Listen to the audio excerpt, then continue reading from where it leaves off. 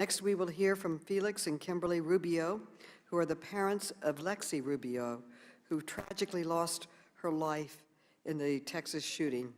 I now recognize the gentleman from Georgia, Mr. Heiss, to introduce our last witness on this panel.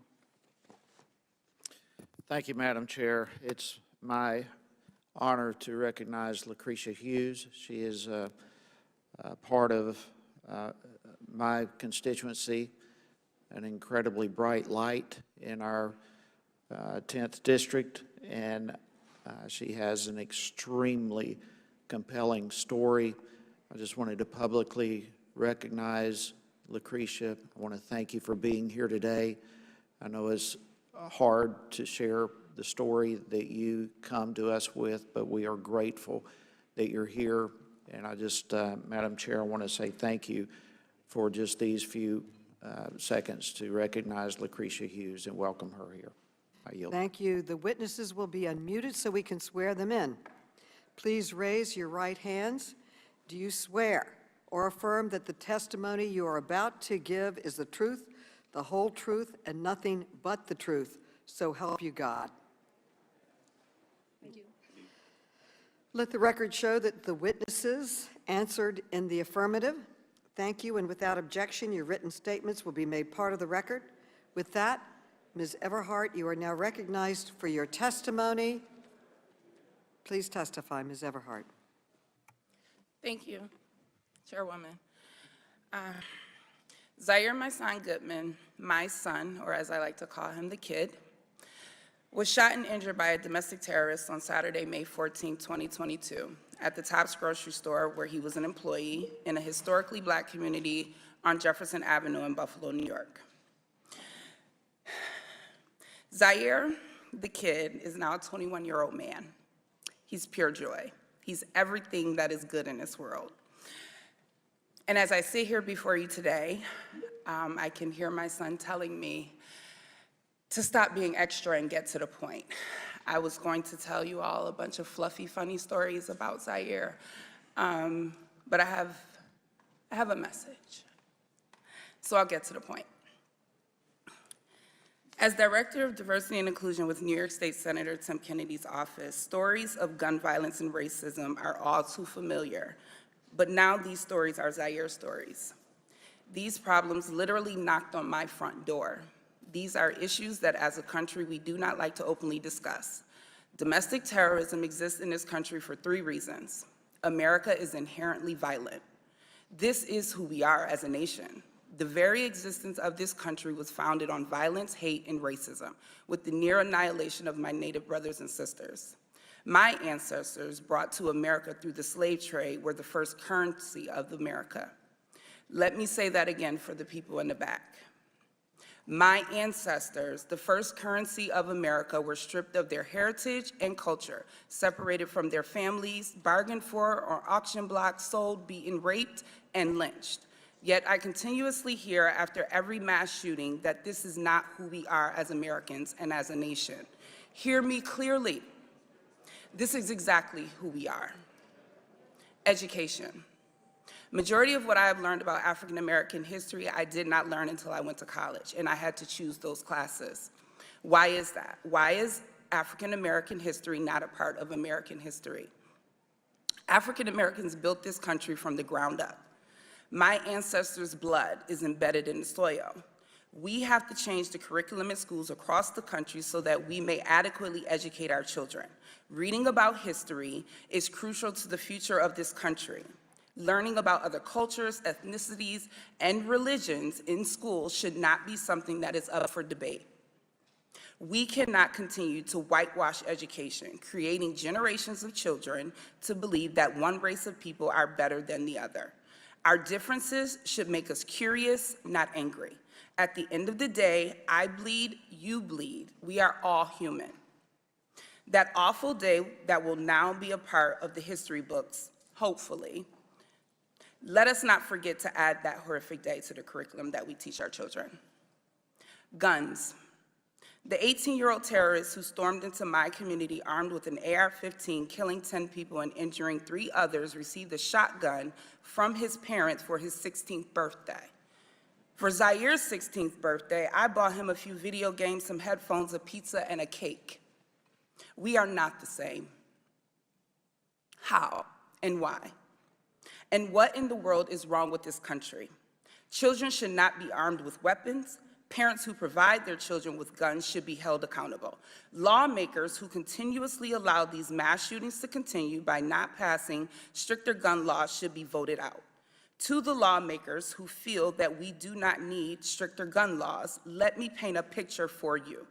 My son, Zaire, has a hole in the right side of his neck, 2 on his back, and another on his left leg,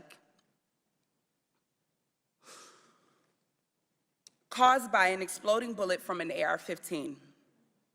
As I clean his wounds, I can feel pieces of that bullet in his back. Shrapnel will be left inside of his body for the rest of his life. Now I want you to picture that exact scenario for one of your children. This should not be your story or mine.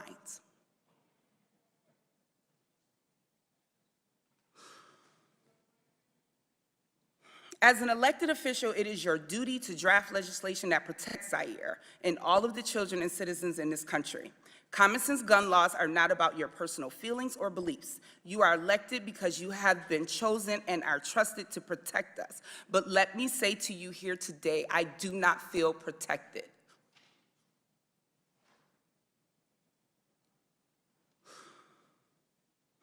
No citizen needs an AR-15. These weapons are designed to do the most harm in the least amount of time. And on Saturday, May 14th, it took a domestic terrorist just 2 minutes to shoot and kill 10 people and injure 3 others. If after hearing from me and the other people testifying here today does not move you to act on gun laws, I invite you to my home to help me clean Zaire's wounds so that you may see up close the damage that has been caused to my son and to my community. To the families of Ruth Whitfield, Pearl Young, Catherine Massey, Hayward Patterson, Celestine Cheney, Geraldine Talley, Aaron Salter, Andre McNeil, Marcus Morrison, and Roberta Drury, I promise that their deaths will not be in vain. Zaire and I promise to use our voice to lift their names, and we will carry their spirit with us as we embark on this journey to create change. I know that their collective souls watched out for Zaire that day, and I am eternally grateful to them for that. To the east side of Buffalo, I love you. I'm speaking directly to my people, to my hood.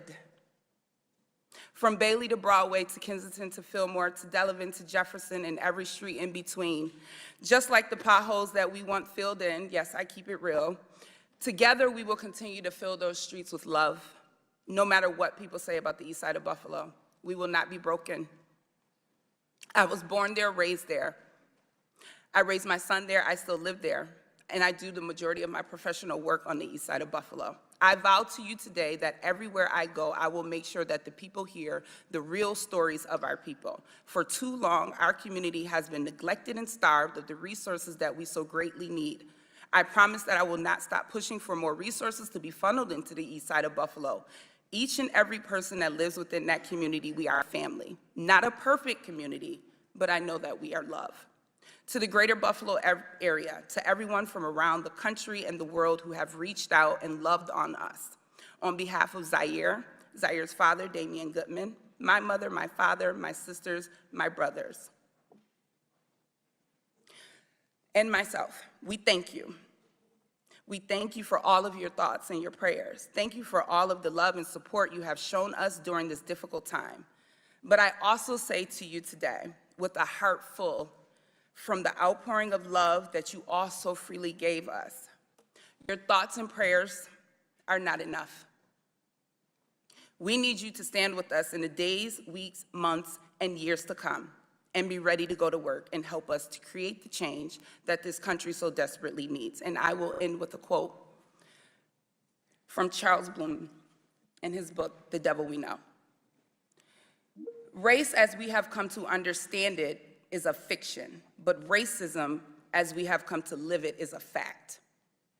The point here is not to impose a new racial hierarchy, but to remove an existing one. After centuries of waiting for white majorities to overturn white supremacy, it is to me that it has fallen to Black people to do it themselves, and I stand at the ready. Zaire, this is for you, kid. Happy birthday. Thank you. Dr. Guerrero, you are now recognized for your testimony. Thank you. Thank you, Chairwoman. My name is Dr. Roy Guerrero. I'm a board-certified pediatrician and was president at Uvalde Memorial Hospital the day of the massacre on May 24th, 2022 at Robb Elementary School. I was called here today as a witness, but I showed up because I am a doctor. Because how many years ago I swore an oath to do no harm.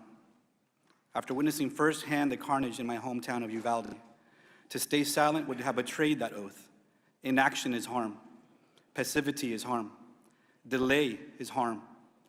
So here I am, not to plead, not to beg or convince you of anything, but to do my job, and hope that by doing so, it inspires the members of this House to do theirs. I've lived in Uvalde my whole life. In fact, I attended Robb Elementary School myself as a kid. As often is the case with us grown-ups, we remember a lot of the good and not so much of the bad. So I don't recall homework or detention. I remember how much I loved going to school. What a joyful time it was. Back then, we were able to run between classrooms with ease to visit our friends. And I remember the way the cafeteria smelled at lunchtime on Hamburger Thursdays.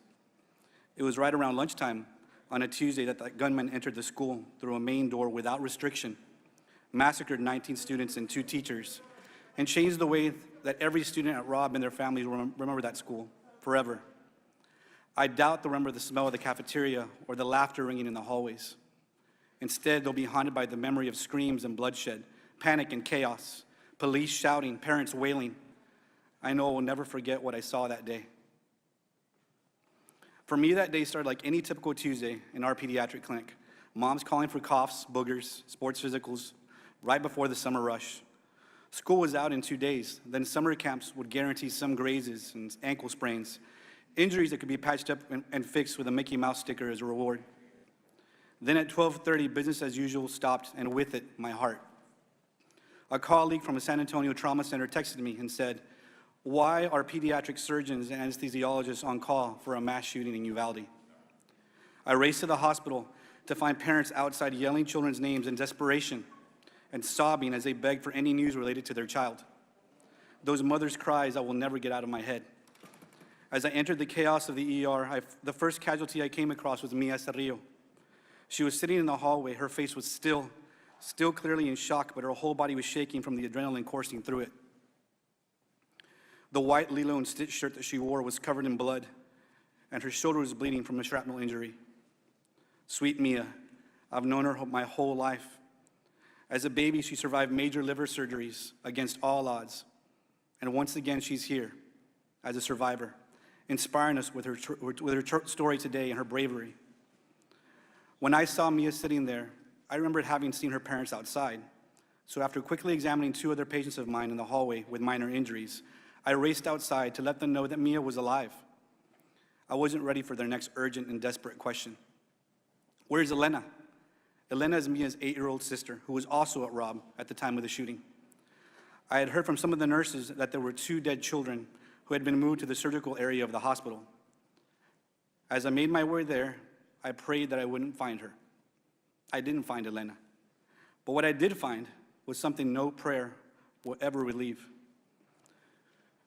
2 children whose bodies had been pulverized by bullets fired at them, decapitated, whose flesh had been ripped apart, that the only clue as their identities was a blood-splattered cartoon clothes still clinging to them, clinging for life and finding none. I could only hope these 2 bodies were a tragic exception to the list of survivors. But as I waited there with my fellow Uvalde doctors, nurses, first responders, and hospital staff for other casualties we hope to save, they never arrived. All that remained was the bodies of 17 more children and the 2 teachers who cared for them, who dedicated their careers to nurturing and respecting the awesome potential of every single one, just as we doctors do. I'll tell you why I became a pediatrician, because I knew that children were the best patients. They accept the situation as it's explained to them. You don't have to coax them into changing their lifestyles in order to get better or plead them to modify their behavior as you do with adults. No matter how hard you try to help an adult, their path to healing is always determined by how willing they are to take action. Adults are stubborn. We're resistant to change, even when the change will make things better for ourselves, but especially when we think we're immune to the fallout. Why else would there have been such little progress made in Congress to stop gun violence? Innocent children all over the country today are dead because laws and policy allows people to buy weapons before they're legally old enough to even buy a pack of beer. They're dead because restrictions have been allowed to lapse. They're dead because there are no rules about where guns are kept, because no one is paying attention to who is buying them. The thing I can't figure out is whether our politicians are failing us out of stubbornness, passivity, or both. I said before that as grown-ups, we have a convenient habit of remembering the good and forgetting the bad. Never more so than when it comes to our guns. Once the blood is rinsed away from the bodies of our loved ones and scrubbed off the floors of the schools and supermarkets and churches, the carnage from each scene is erased from our collective conscience, and we return again to nostalgia, to the rose-tinted view of our Second Amendment as a perfect instrument of American life, no matter how many lives are lost. I chose to be a pediatrician. I chose to take care of children. Keeping them safe from preventable diseases, I can do. Keeping them safe from bacteria and brittle bones, I can do. But making sure our children are safe from guns, that's the job of our politicians and leaders. In this case, you are the doctors, and our country is the patient. We are lying on the operating table, riddled with bullets like the children of Robb Elementary and so many other schools. We are bleeding out, and you are not there. My oath as a doctor means that I signed up to save lives. I do my job. And I guess it turns out that I am here to plead, to beg, to please, please do yours. Thank you. We will now play the video from Mia.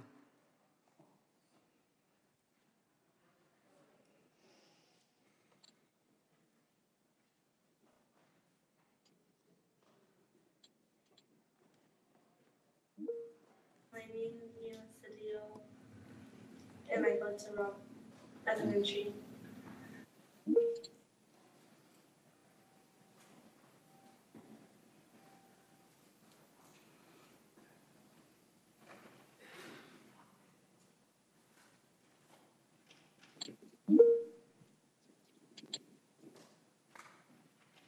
We were just watching a movie, and then she got an email, and then she went to go lock the door, and he was in the hallway, and they made eye contact, and then she went back in the room and she told us go hide, and then we went to go hide behind my teacher's desk and behind the backpacks, and then he shot the little window, and then he went to the other classroom, and then he went, there's a door between our classrooms, and he went to there and shot my teacher and told my teacher goodnight and shot her in the head. And then he shot some of my classmates and the whiteboard. When I went to the backpacks, he shot my friend that was next to me, and I thought he was gonna come back to the room, so I grabbed the blood and put it all over me. And What did you do then when you put the blood on yourself? just stayed quiet, and then I got my teacher's phone and called 911. And what did you tell 911? I told her that we need help and to send the police in our classroom.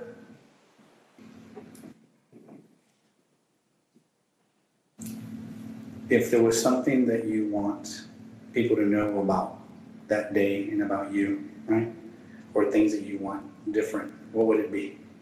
To have security. Do you feel safe at school? Why not? Because I don't want it to happen again. And you think it's gonna happen again?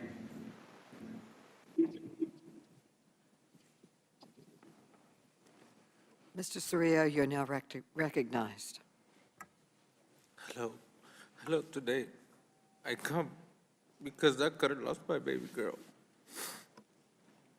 She's not the same little girl that I used to play with, hang around with, and do everything, because she was daddy's little girl. I have 5 kids, and she's the middle child. I don't know what to do, because I think I would have lost my baby girl. My baby girl is the world, 'cause not only once, but twice, she came back to us. She's everything, not only for me, but her siblings and her mother. I thank y'all for letting me be here and speak out, but I wish something will change, not only for our kids, but every single kid in the world, because schools are not safe anymore. Something needs to really change. Thank you. Thank you for your testimony, and I understand you are now leaving. We thank you for sharing your story. Thank you, and Mr. and Mrs. Rubio, you are now recognized for your testimony. I am Kimberly Rubio. This is Felix Rubio. We're the parents of Alexandria Anaya, best known as Lexi Rubio, and 5 other children who all attended Uvalde Public Schools during the 2021-2022 school year. Calissa, who completed high school this year, Isaiah, who attends Uvalde High School, David Morales Junior High, Jalila Flores Elementary, and our 2 youngest children, Julian 8 and Lexi 10, who were at Robb Elementary. On the morning of May 24th, 2022, I dropped Lexi and Julian off at school a little after 7 a.m. My husband and I returned to the campus at 8 a.m. for Julian's award ceremony, and again at 10:30 a.m. for Lexi's award ceremony. Lexi received the Good Citizen Award and was also recognized for receiving all A's. At the conclusion of the ceremony, we took photos with her before asking her to pose for a picture with her teacher, Mr. Reyes. That photo, her last photo ever, was taken at approximately 10:54 a.m. To celebrate, we promised to get her ice cream that evening. I told her we loved her and we would pick her up after school. I can still see her walking with us toward the exit. In the reel that keeps scrolling across my memories, she turns her head and smiles back at us to acknowledge my promise. And then we left. I left my daughter at that school, and that decision will haunt me for the rest of my life.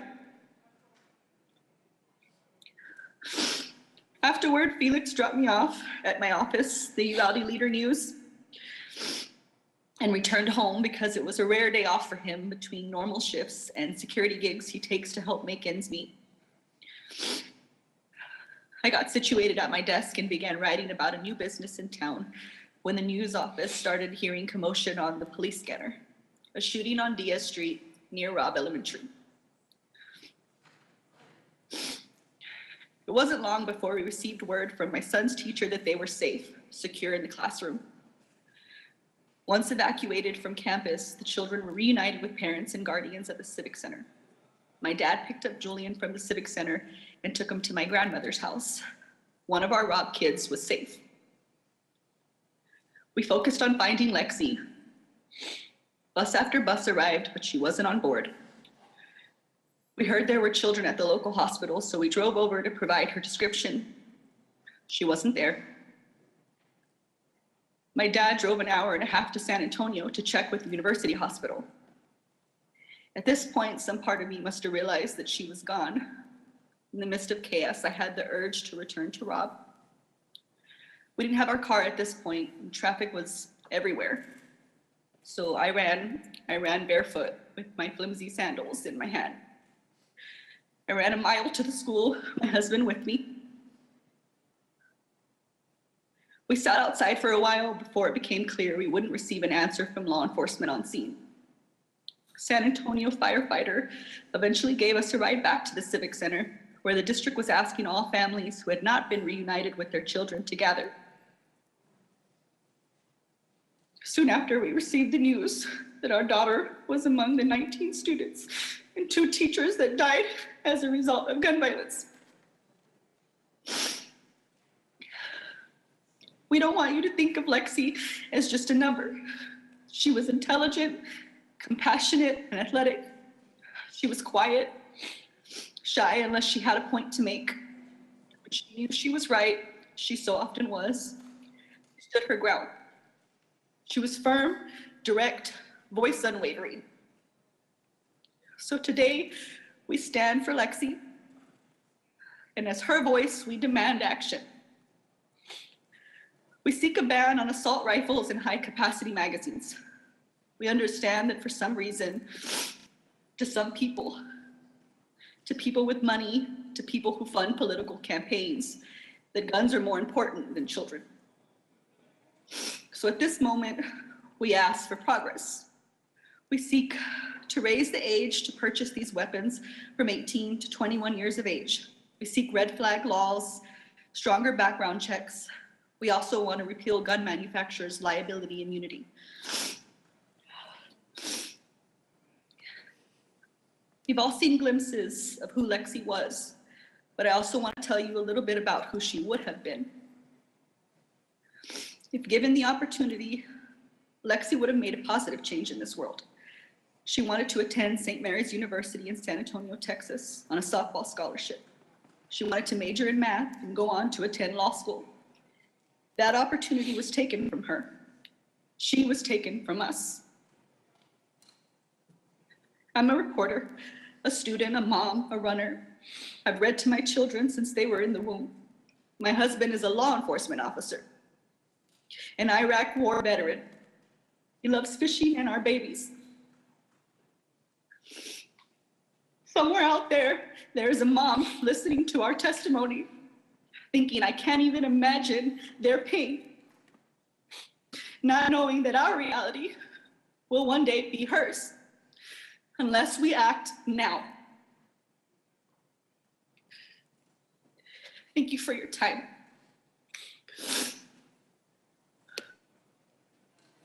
Thank you for your testimony. Ms. Hughes, you are now recognized for your testimony. Honorable Chairwoman Maloney, Ranking Member Comer, distinguished members of the committee, thank you for allowing me to be here today to address the violence in our country. My name is Lucretia Hughes Klukin. I have 4 children and 9 grandchildren. On the night of April the 2nd, 2016, my family got a phone call that would change our lives forever. My ex-husband answered the phone and let out a blood-curdling scream, a scream of pain from the depths of his soul. He screamed, he cried, he's gone, he is gone. Our 19-year-old son, Emmanuel, went to a party early that night. After we got the call, we was frantic. We called his phone, no one answered. We called even the police. I went to Facebook and I had to ask, is my son dead? I found out that he was shot point blank in the head and killed while playing dominoes. No one spoke up for weeks, and the killer was on the run. No one was going to snitch, but that is the street life. Words can't describe how hard it is to bury a child. I ache for anyone and all who have done the same. My son's death was a result of a criminal with an evil heart and a justice system failing to hold him accountable for the laws he had already broken. You see, a convicted felon killed my son with an illegally obtained gun. Our gun control lobbyists and politicians claim that their policies will save lives and reduce violence. Well, those policies did not save my son. The laws being discussed are already implemented in cities across this country. We have decades of evidence proving they do not work.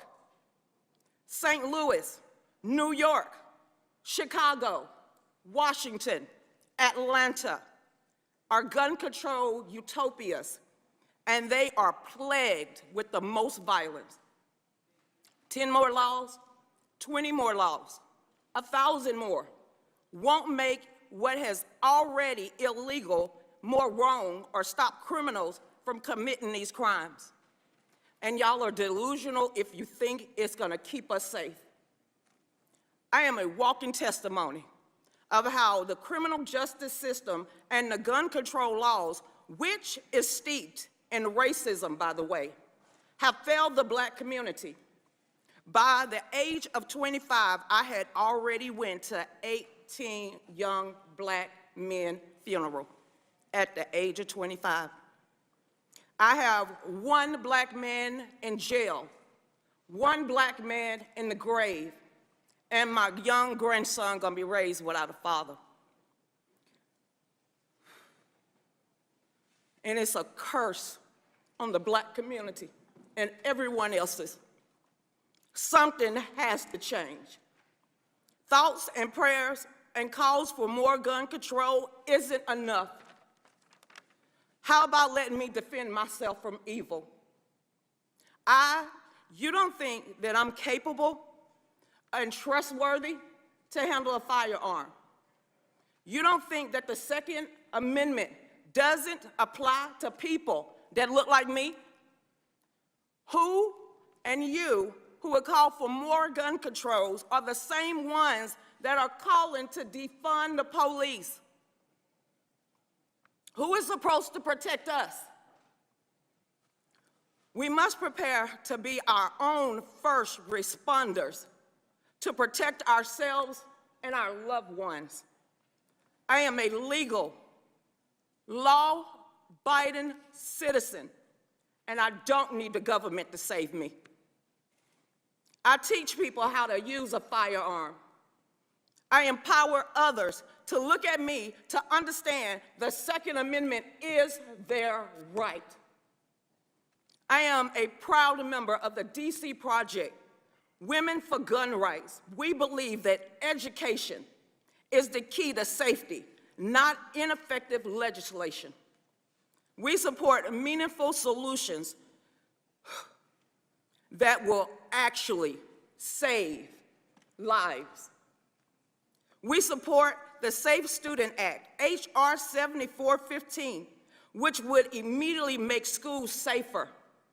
In hindsight, of Parkland, we saw failure of the government at every level failing the students. Students saw something and they said something, and the school did not act. Police were called to his residence over 30 times, and they did not act. And finally, the police did not go into their school that fateful day and failed to protect those kids.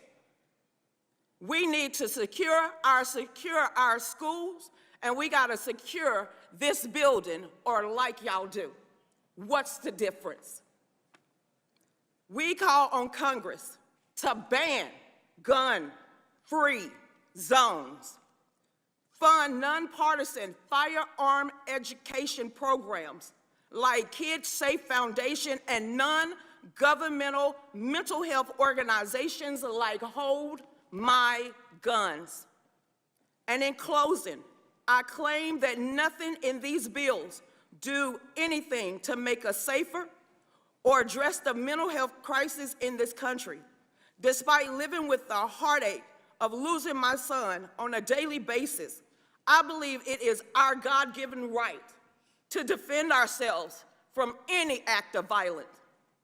Making it more difficult or even more expensive for me and people that look like me and other law-abiding citizens will not make us safer. It will embolden the criminals. Gun owners are not the enemies, and these gun control policies are not the solution. Thank you, thank you. Thank you. Thank you all for your powerful and meaningful and gut-wrenching testimony. We will now pause. You are excused, and we will pause while we seat the next panel for their testimony.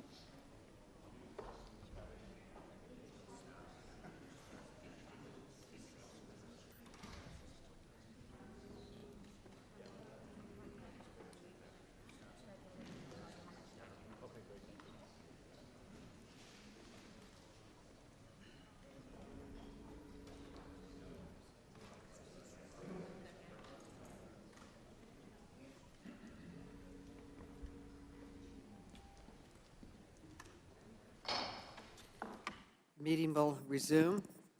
We are now ready for our second panel, and I'd like to introduce our witnesses. The first witness is the Honorable Eric Adams, who is the mayor of the City of New York. Then we will hear from Greg Jackson, who is the executive director of the Community Justice Action Fund. Next, we will hear from Becky Pringle, who is the president of the National Education Association. Next, we will hear from Joseph Grumalia, who is the police commissioner of Buffalo, New York.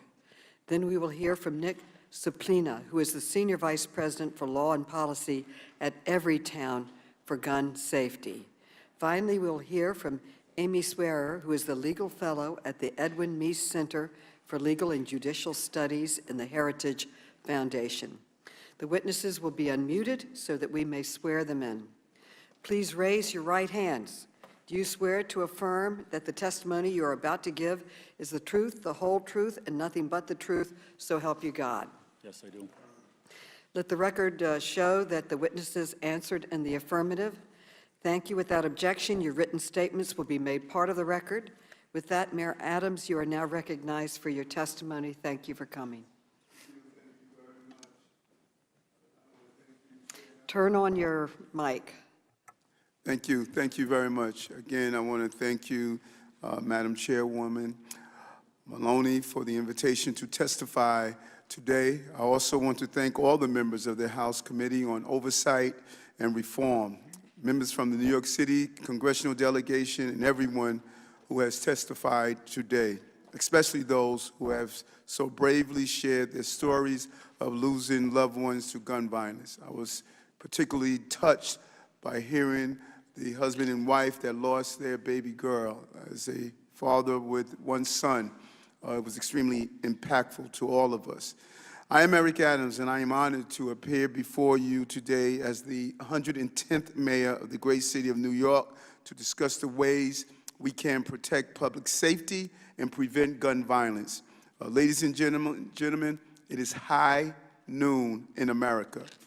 Time for every one of us to decide where we stand on the issue of gun violence. Time to decide if it's more important to protect the profits of gun manufacturers or the lives of our children. Time to decide if we are going to be a nation of laws or confederation of chaos, and we must do it now. It is high noon in America, our country, the country I love. The clock is ticking every day, every minute towards another hour of death.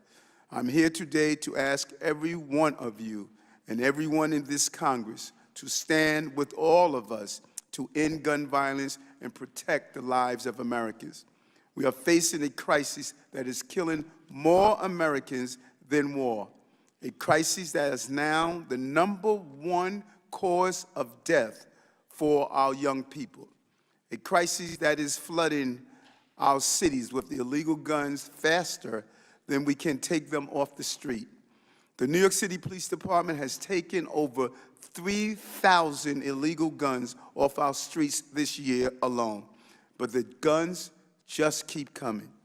This is a crisis that transcends party lines and affects both rural and urban communities.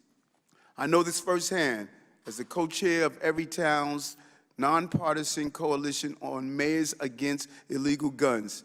No matter what our party affiliations, we are united in our mission to stop crime, save lives, and bring an end to gun violence. Because this isn't about blue versus red, this is about right versus wrong. Whether it is on the street wearing a badge or in these chambers taking a vote, we must stand for what is right. First, we need Congress to take the handcuffs off the Bureau of Alcohol, Tobacco, Firearms, and Explosives, known as ATF, and let them do their jobs. That means confirming President Biden's nominee as soon as possible. And we must work together to dam all the rivers that lead to the sea of violence. Common sense gun reform must become the law of the land.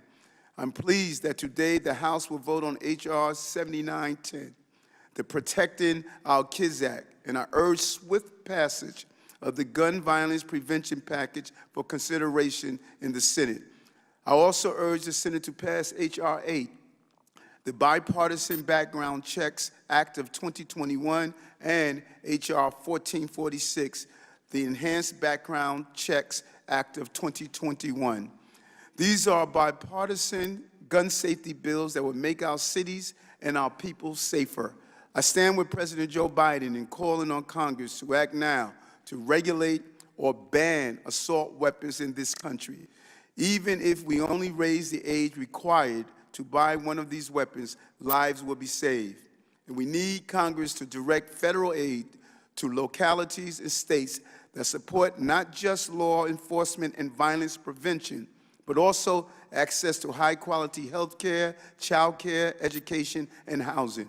We must build a society while youth are on a path to fulfillment, not a road to ruin. As mayor, my greatest responsibility is protecting the lives and the safety of the people of New York City. This is my calling, my duty, and my life's work. I did it as a police officer, in a uniform and wearing a badge, and I do it now as the elected leader of our largest American city. But I need your help to further protect our people and to save lives. The time is act now. It's high noon in America. Thank you. Mr. Jackson, you're now recognized for your testimony. Mr. Jackson. Thank you, Chairwoman Maloney, Ranking Member Comer, and the rest of the committee for inviting me on this really important topic. My name is Greg Jackson. I'm the Executive Director for the Community Justice Action Fund, the only national gun violence advocacy organization led by a survivor of color. But I'm not here by choice. I'm here by circumstance. In 2013, just miles from this chamber, I was shot as an innocent bystander while I was simply walking home. And when I arrived at the hospital, I wasn't welcomed with nurses and surgeons. No, I was met with investigators that questioned me as a suspect first and a patient second. I spent 21 days in the hospital, 6 months learning how to walk again. But what was most terrifying and tragic was that when I turned on the TV, I was watching members of Congress have the same debates that we're having right now. That was 9 years ago. Every year, over 110,000 people are shot or killed by gun violence. So that means nearly 1 million lives have been directly devastated since I laid in that hospital, looked up at that television, and watched the members of this chamber debate this topic. Most of the stories of those who've been impacted by gun violence, like mine, will never make the headlines. You know, just 2 miles from here, Micaiah Wilson was shot 10 years old while going to get ice cream.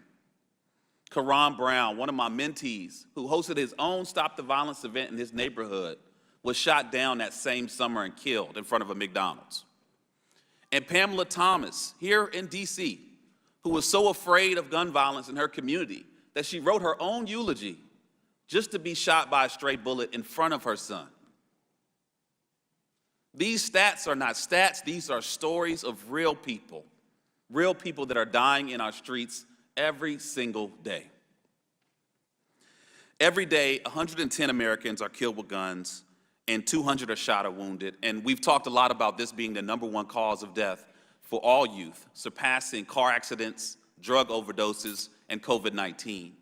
But amid this pandemic, we've also seen a 35% increase in homicides, and this still remains the #1 cause of death for Black men, the #2 cause of death for Latino men, and the #2 cause of death for Black women. We are here because we cannot and must not hide from the harsh truth. Gun violence is destroying communities around the country, and every day families experience firsthand the devastation gunfire brings.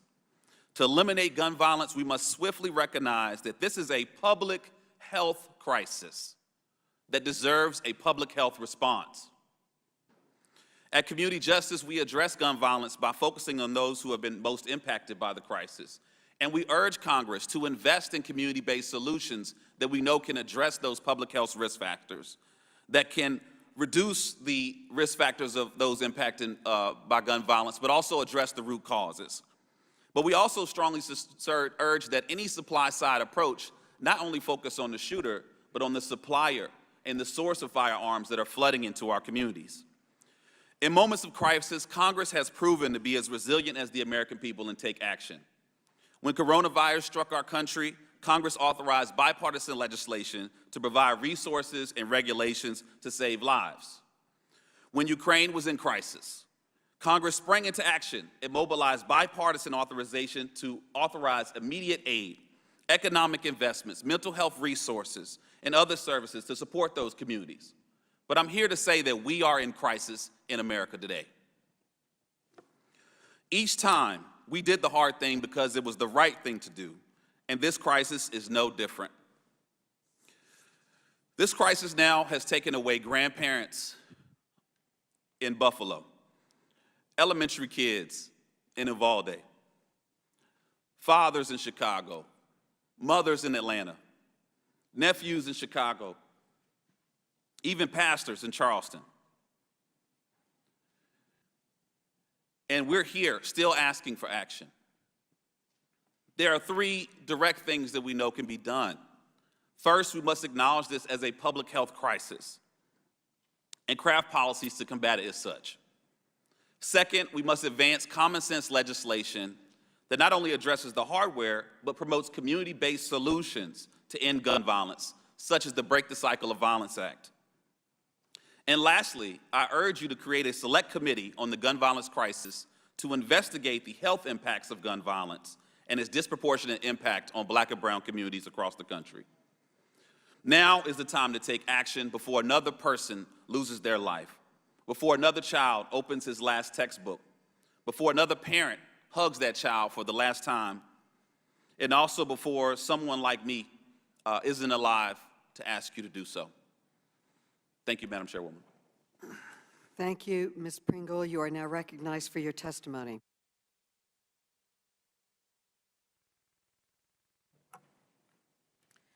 Good morning, Chairwoman Maloney, Ranking Member Comer, and committee members.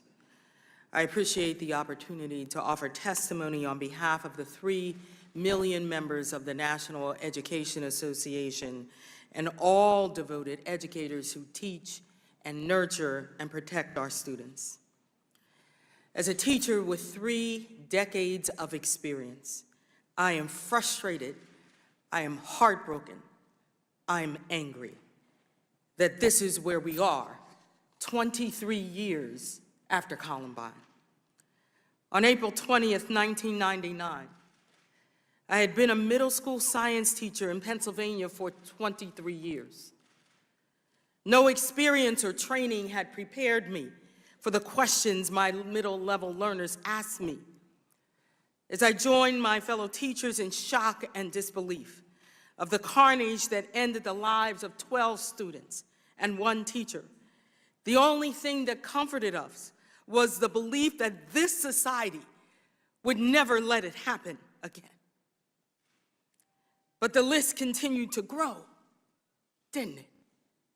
Virginia Tech, Sandy Hook, Marjorie Stoneman Douglas, and now Robb Elementary. Kids were celebrating at the end of a successful school year. For 19 children and 2 teachers, it would be the last days of their lives. These massacres occurring in suburban, urban, and rural schools are not isolated incidents. Tallying up the number of killed or wounded children does not begin to tell the full horrific story. Camille, a student who survived Sandy Hook, experienced severe panic attacks for years. She is one of the more than 311,000 students exposed to gun violence since Columbine. Their trauma will likely endure for the rest of their lives. Students across our country are writing goodbye notes and wills just in case. Unfortunately, their fear is perfectly rational. Here in America, we are 25 times more likely to die by gun than people in other developed nations. So the question we must ask, is this who we are? Is it? Our country has already experienced nearly 240 mass shootings in 2022 alone. But that number does not begin to capture the scope of this epidemic. Every day, gun violence kills 111 people. That means that we can expect 22,255 more deaths by guns this year. Inaction equals acceptance of the unacceptable. And this crisis is worse in Black and Latino communities, where 78% of adults or their loved ones are victims of gun violence. The evidence is clear. Where there are more guns, more people are killed by guns. Every single day, the politicians who fail to take action ignore the majority of Americans who want stricter gun laws. You tell our children protecting them matters less than protecting the status quo. A high school teacher in Arlington, Texas, survived a workplace shooting in a corporate setting, only to experience school shootings himself and countless lockdowns. He is now leaving our profession with these words: "As much as I love teaching, I can't fully represent and protect my students. I am not going to be the educator they need." Enough with so-called solutions that do not address the problem. We cannot place enough armed guards at every school building in America to protect our babies. We cannot ask educators to carry weapons and wear body armor while teaching and nurturing our students. Because by the time someone has shown up with a military weapon, it is already too late. We need for our students more resources, not more revolvers. You can help us to not only heal, but to hope. Pass common sense gun control legislation so that not one more community is shattered and not one more anguished parents, like we heard today, has to lay a precious child to rest. Our children deserve the chance to grow and to thrive, to live into their brilliance. Thank you for what I know you will do for our babies. Thank you. Commissioner Gramalia, you are now recognized. Chairwoman Maloney, Ranking Member Comer, and distinguished members of the committee, thank you for the opportunity to participate in today's hearing. I appear before you today as the Police Commissioner in Buffalo, New York. It is also my privilege to testify on behalf of the Major City Chiefs Association. We're here today to discuss gun violence epidemic plaguing our nation. This hearing comes in the aftermath of multiple mass shootings that have devastated communities throughout the country, including my home city in Buffalo. Our communities are hurting, and we must continue to support them, the loved ones of the victims, and our brave first responders. On May 14th, 2022, an 18-year-old white supremacist invaded our city and inflicted terror on the Black community in a way never seen in Buffalo's history. He legally purchased a military-style weapon and body armor and then spent months practicing his shooting skills. He entered the Tops supermarket and opened fire on civilians, striking 13 and killing 10. He live-streamed this with a GoPro he had affixed to his helmet. Retired Buffalo police officer Aaron Salter Jr., who I posthumously promoted to lieutenant and issued the department's highest honor, the Medal of Honor, was working top security that day. Aaron was helping an elderly shopper leave with her groceries when the shooting began. He did his best to warn customers while in a completely defensive position. He engaged the shooter as he entered, hitting him with at least one shot. It is often said that a good guy with a gun will stop a bad guy with a gun. Aaron was the good guy and was no match for what he went up against: a legal AR-15 with multiple high-capacity magazines. He had no chance. Assault weapons like the AR-15 are known for three things: how many rounds they fire, the speed at which they fire those rounds, and body count. This radicalized 18-year-old adult should have never been able to have access to the weapons he used to perpetrate this attack, and the laws need to be enacted to ensure it never happens again. Buffalo police officers responded to tops and were able to take the shooter into custody within minutes. I have no doubt in my mind that their swift response time and handling of the situation saved lives. I would like to publicly thank them and the rest of the Buffalo Police Department for the heroism they showed on that day. Buffalo is known as a city of good neighbors. We are a resilient, culturally diverse community. We came together after this horrific tragedy, and we will continue to heal together. However, no city should have to go through this. And it is time to make changes to a system that is leaving blood on the sidewalks of our communities every day. In 2018, the MCCA adopted a firearms violence policy that would help mitigate the threat of gun violence without infringing on the constitutional rights or weakening due process. These reforms include requiring universal background checks, strengthening NICS definitions, and improving access to records, supporting the use of extreme risk protection orders, aggressively prosecuting straw purchasers and prohibited possessors, and banning assault weapons and high-capacity magazines. Polling shows the majority of Americans support these common-sense reforms, and Congress must act immediately to close the loopholes in our current system and the gaps that allow easy access to military-style weapons. Events like the Buffalo Massacre, the shooting in Uvalde that took 21 lives, including 19 children, and the mass shootings in Laguna Woods and Tulsa are the situations that capture headlines. However, we must remember that gun violence epidemic extends well beyond these events. The grim reality is that shootings have become a daily occurrence in America's cities. Emerging trends like ghost guns and guns modified with switches continue to pose a challenge for law enforcement. Congress must update our laws to account for these new threats and carnage that has accompanied them. It will be nearly impossible to address the gun violence epidemic without first addressing the underlying violent crime problem. Unfortunately, the proactive policing that helps drive down violent crime has become a luxury for many departments. Law enforcement needs additional resources to bolster its response to violent crime. An overall lack of accountability for violent offenders is contributing to rising gun violence. In some major cities, DAs are not prosecuting serial firearm offenders, and judges continue to release offenders on low or no bond. To address these challenges, Congress must provide resources for U.S. attorneys' offices to support additional federal prosecutions as appropriate. Police chiefs see the horror of gun violence every day. Members of Congress share our solemn duty to protect the public.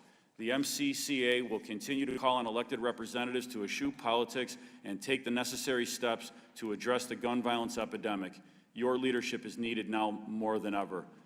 Thank you. Mr. Suplina, you are now recognized for your testimony. You want to turn on your mic, please? Good morning, Chairwoman Maloney, Ranking Member Comer, and distinguished members of the subcommittee. My name is Nick Suplina. I am Senior Vice President for Law and Policy at Everytown for Gun Safety. We're the largest gun violence prevention organization in the country. I'm honored to be here today and grateful for the spotlight you're shining on America's gun violence crisis. Once again, we are grieving. Frequent public mass shootings terrorize the country and are a uniquely American problem. Mass shootings often focus the public's attention and our grief, and with good reason, but they represent a small fraction of all gun deaths in this country, which include other homicides, suicides, and unintentional shootings. Every single day, some 110 Americans are killed with a gun and 200 more are physically wounded. We estimate that 1/2 of all Americans have been touched by gun violence, either directly or someone they care for. In other words, we are a nation of gun violence survivors. To be clear, this burden is not being borne equally. I'm talking about our children. Guns are now the leading cause of death for children and teens. I'm talking about people of color. Black Americans experience 10 times the homicides of their white counterparts. Clearly, we're in the middle of a serious public health crisis, one that is crying out for sensible gun policy solutions, especially at the federal level. And while gun deaths are hitting all-time highs, the gun industry is breaking profit records year after year. The gun industry uses fear to sell guns, and it believes that mass shootings are great for gun sales. They are making money on these tragedies right now. So when we talk about the shootings in Uvalde and Buffalo, when we talk about the toll of gun violence on our children, when we talk about the disproportionate impact on Black Americans, when we talk about how gun violence costs taxpayers, survivors, families, employers, and communities $280 billion a year, we need to also talk about how the $9 billion civilian firearms industry is shielded from the scrutiny and accountability that has led other industries to better and safer practices. The gun industry, for its part, has innovated not to make guns or us safer, but to make them more dangerous, more likely to evade regulation, more profitable. Instead of designing firearms that can't be fired if stolen or that make it easy for law enforcement to trace, gun makers have created modifications to mimic automatic fire. They've created impossible to trace ghost guns that help circumvent background checks. And they've designed AR-15s that can be modified in minutes to bypass a state's assault weapons law, as we saw in Buffalo. And now, in a crowded field, gun manufacturers are trying to market in increasingly brazen ways, often touting the deadliness of products, glorifying combat, and attempting to appeal to younger and younger audiences.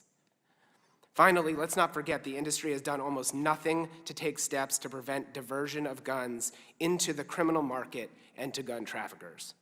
Between 2016 and 2020, over 1 million of the industry's firearms were recovered by law enforcement in connection to crimes.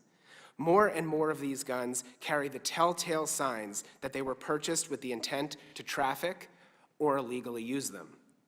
Yet the industry is rarely held accountable. This committee's investigation found a dealer in Georgia where 10% of the guns it sold ended up on crime scenes, 10%.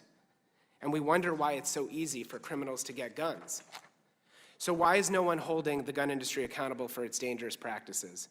In 2005, at the behest of the NRA, Congress passed the Protection of Lawful Commerce in Arms Act, which insulates the industry from most legal threats. And again, at the behest of the NRA, Congress passed the TR Amendment, a budget rider that purports to limit sharing of data about guns used in crimes, which keeps the industry out of the conversation about how criminals get armed. These laws have to go. In spite of these barriers, I'm heartened that public and private actors in legislatures, city halls, courts across the country are taking action to reveal the gun industry's role in gun violence, and I'm grateful to this committee's investigation into gun trafficking and its recent letters to gun manufacturers. I hope you have the CEOs appear here for testimony, because America hears every day from the families who have lost loved ones to gun violence, and our country deserves to hear from the CEOs who are profiting off of their loss and pain. Thank you. Thank you. And Mrs. Swearer, you are now recognized for your testimony. Madam Chairwoman and distinguished members. Your mic. Madam Chairwoman and distinguished members. We still can't hear you. Turn your mic on. Pull it closer to. Is that better? It says it's on. It's not on. The green light is on, ma'am. I will try to speak a little bit louder. Madam Chairwoman and distinguished members of Congress, my name is Amy Swearer, and I'm a legal fellow at the Heritage Foundation, where my scholarship focuses on the Second Amendment and gun violence prevention. I've testified before various legislatures after several mass shootings: Parkland, Virginia Beach, El Paso, and unfortunately, too many others. And I hope to God this is the last time I ever have to testify before a legislative body after a mass shooting again. I fear that it won't be. And I fear that it won't be because the conversation has become predictable. An unspeakably horrific event like Uvalde or Buffalo happens, reflexively, almost compulsively, come calls for Congress to pass a whole host of gun control measures, largely targeting peaceable, law-abiding citizens. Should anyone dare question the constitutionality, practicality, or even the effectiveness of any of these policies, their opposition is immediately framed as callous obstructionism, and their legitimate concerns are brushed aside as, and I quote, bullshit. Any viable alternatives are deemed frivolous without so much as a passing thought to their usefulness. And so I will once again run through all of the problems with the serious problems with commonly proposed gun control measures. It's all detailed in my written submission, which I hope you read. Semi-automatic rifles are the type of firearm least often used to commit acts of gun violence. Pistol grips and barrel shrouds don't make them any more or less deadly in the context of mass shootings. While these features can and do make a difference in the context of lawful self-defense for civilians, which is why millions of peaceable Americans own them. Standard capacity magazines are commonly possessed by law-abiding citizens for lawful purposes. The few rigorous studies on their prohibition have found that the evidence for their success at lowering rates of gun violence is inconclusive at best.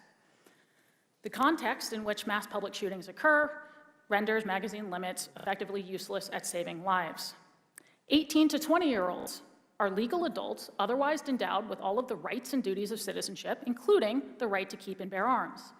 Even if it were constitutionally appropriate to punish a mass of responsible young adults because a handful of them committed atrocities, the vast majority of mass public shooters are 21 or older. And then I'll repeat the same viable alternatives that would be far more effective in a far more immediate way, again detailed in the written submission that I hope you read. Take violent crime seriously under existing federal laws and encourage your state and local counterparts to do the same. Authorize schools to shift the over $100 billion in unused COVID relief funds to physical security improvements, the hiring of armed trained staff, and the hiring of licensed mental health professionals. Promote responsible gun ownership without simultaneously imposing financial burdens on gun owners or hindering their ability to immediately respond to violent threats. Invest in the nation's mental health infrastructure to combat the 2/3 of gun deaths that are suicides. And the list goes on. Now, Congressman, I am fully aware that when you are burying your child, nuanced policy discussions are irrelevant. It doesn't matter, it shouldn't matter to a fourth grader hiding under her desk, covering herself in her dead classmate's blood, whether the real problem here is a barrel shroud or the several dozen missed opportunities to intervene along the way. But it should matter to you, because you are the ones making public policy decisions. Many of you are the ones implying that a lot of victims would be alive today but for a mass shooter's pistol grip and a background check that he already passed.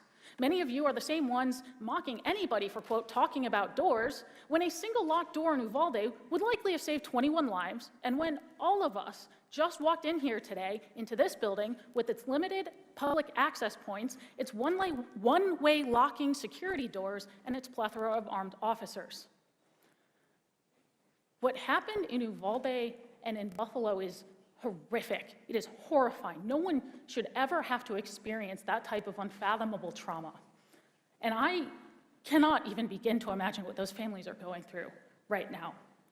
Everybody with a soul has it shattered over acts like this, and we have seen it shattered every single time, from Columbine to Parkland to Uvalde. We did not somehow, this didn't get easier for us. We did not grow numb somewhere along the way to the reality of this. It's not as though our family members don't also teach fourth graders, or we don't also send our kids to school. It's not as though we don't also shop in grocery stores or go to country music festivals or work in hospitals, as though we don't also feel the tremendous, horrible weight of these tragedies somewhere deep inside of our souls, because we do.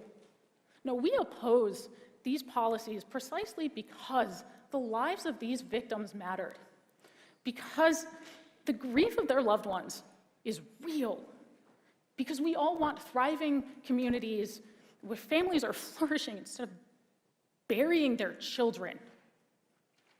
The opposition has always been, and is still today, a genuine concern that these policies suffer from serious constitutional and practical defects, that they will not have the impact you promise people they will. And we have always proposed alternatives that would be more effective and less constitutionally suspect. What we have rarely been met with are open ears. And I hope for the nation's sake that today is different, because I would really love to never testify after a mass shooting again. Thank you. Thank all of you for your very important testimony. I now recognize myself for questions. As a mother, it is hard to find words to express the grief and outrage I feel and others feel in this room listening to the stories from our witnesses today. No child should be cut down by a gun. Lexi Rubio should have been able to grow up, live her dreams, become a lawyer, major in math, visit Australia. 11-year-old Mia should not have been forced to cower in fear as she watched her teachers and friends massacred. And the close-knit, vibrant Jefferson Avenue community in Buffalo, many of whom came today to stand with us, should not be forced to reckon with the violent deaths of friends and loved ones gunned down by a racist with an assault weapon. We are in a crisis, but we are not powerless. Congress just needs to find the courage to act, and I hope we find it today when we pass on these sensible and vote on these sensible gun reform bills. Let's start with assault weapons.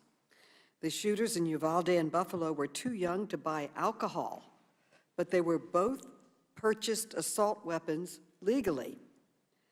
Ms. Pringle, as an educator, your organization represents millions of teachers, some of whom have witnessed horrific gun violence, some of whom have been murdered, and its aftermath.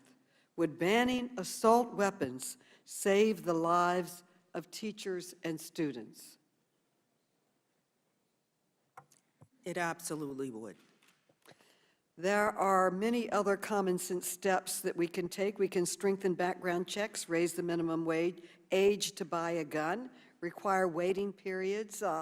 Commissioner Grimale, you are on the front lines against gun violence every day in Buffalo. Would these common sense measures save the lives of police officers and others in your community? They absolutely would.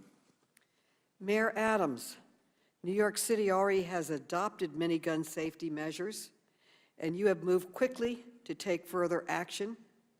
But guns from other states with lax gun laws keep flowing into New York. Why is it so important that we pass federal gun safety laws? As we indicated, we removed 3,000 guns off our streets.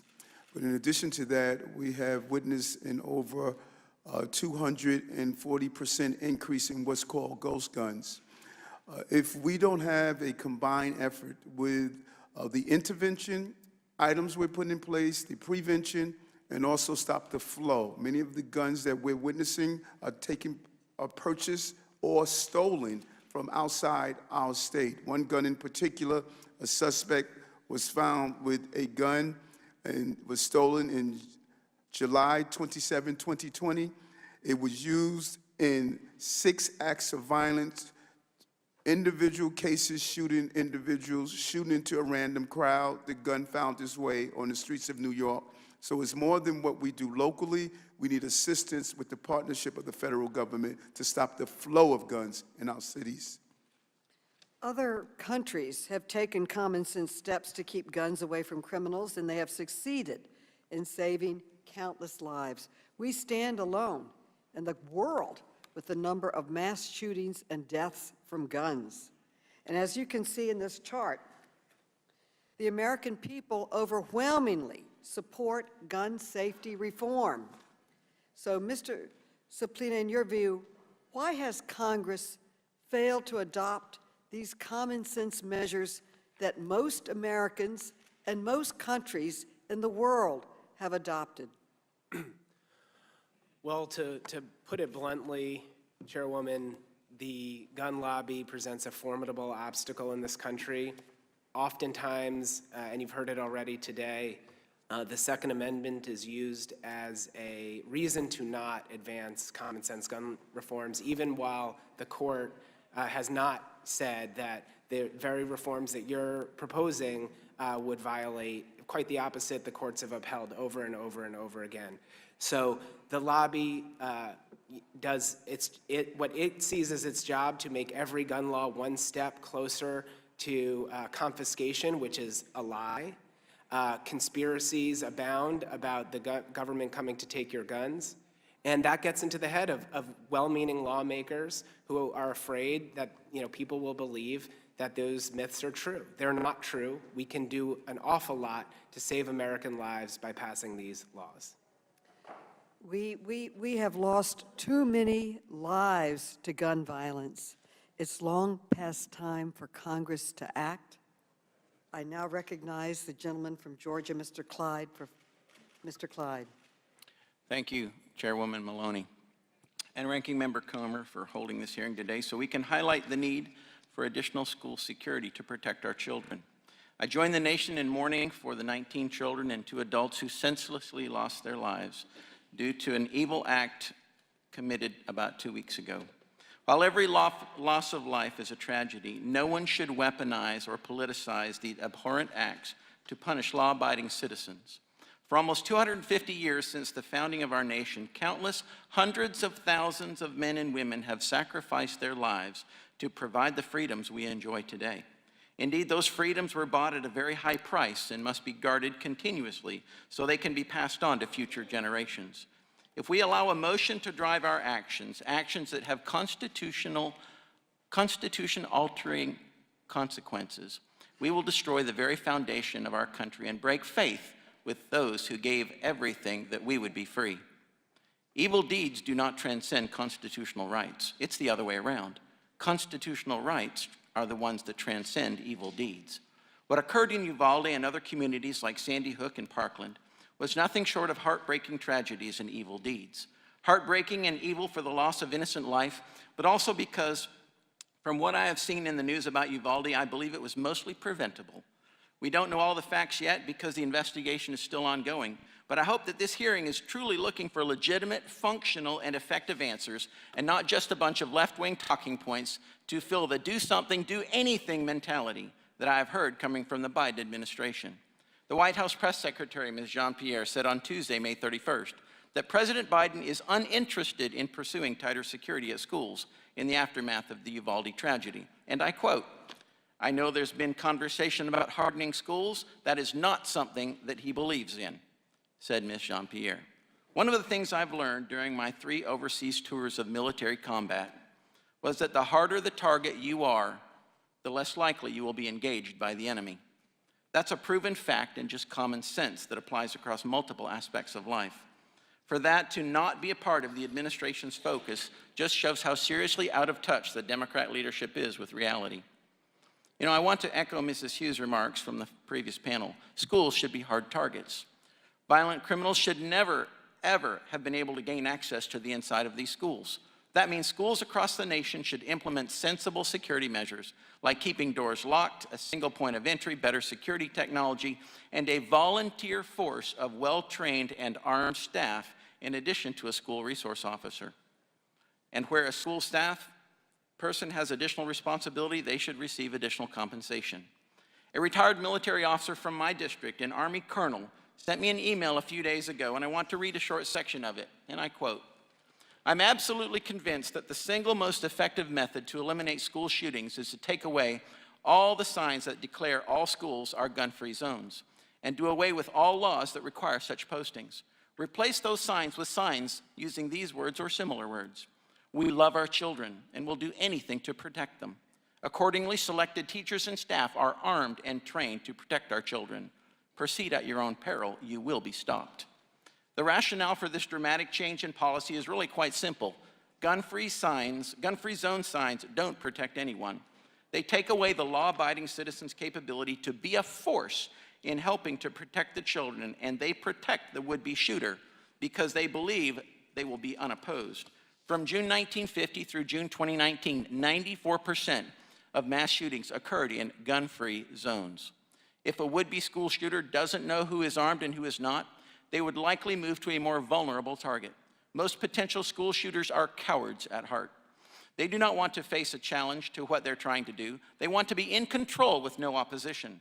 They do not like to be confronted by someone who would face off against them because that confrontation would preclude a school shooter wannabe from being able to take any unopposed action.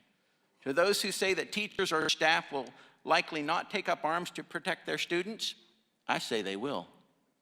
There have been too many documented cases where teachers have heroically given their lives to protect their students. It's time to give them the tools and help them to better protect those children so they have a fighting chance to survive an encounter with someone who is bent on harming them. And for the record, if someone is intent on harming someone else, they will use whatever is available to do the job, be it a hammer, a knife, or whatever. There's a lot of insight in the words of this Army colonel. He also knows the difference between a hard target and a soft, easy target, and he knows the advantage of that difference. Ms. Ware, you were involved in Heritage Foundation's School Safety Initiative, which was developed after the 2018 Parkland shooting, correct? Yes, sir. In your opinion, what do you believe should be done to secure our schools from violent criminals to ensure that our students have a safe place to learn?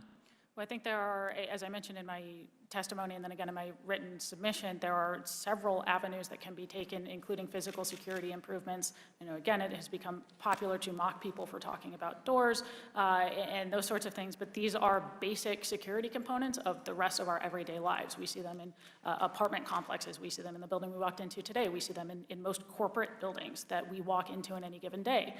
You know, in terms of having a quicker armed response, I think schools should have the flexibility to decide how that happens. If you look in my written submission, in a footnote, there are, just from the last couple of years, a good number of examples, and it's just a smattering of them because I didn't want the footnote to be 12 pages, of armed responses saving lives, whether from school resource officers or from, including in one case, from an armed staff member who stopped a kidnapping and then prevented an armed individual from entering the school where other children were. And I think, again, a key component of this is not just looking at physical security, but also, you know, as plenty of witnesses have mentioned, having the adequate mental health resources. You know, we're not talking about blaming mental illness, but we are talking about, when you look at, one, what it means for human The gentleman's time has expired. And, I would end by saying, looking at licensed mental health professionals in schools. Thank you very much. I yield back. the gentleman from Massachusetts, Mr. Lynch, is recognized for 5 minutes. Thank you, Madam Chair. Thank you for holding this hearing. I want to thank the panel of distinguished witnesses. Thank you for coming before this committee to help us with our work. I also want to thank the previous panel, the families of the victims who had the courage and selflessness, I think, to, despite their pain, come here with the sole purpose of preventing other families from suffering a similar loss. So I thank them. Madam Chair, I'd like to ask unanimous consent to submit for the record a report and analysis conducted by Coctrane, Bui, Alicia Palapiano, and Margot Sanger-Katz over at the New York Times. It's an analysis of 106 mass shootings since Columbine in this country. And I want to read an excerpt. It describes best what they found. To quote this report, if the key gun control proposals now being considered in Congress had been law since 1999, 4 gunmen younger than 21 would have been blocked from legally buying the rifles they used in mass shootings.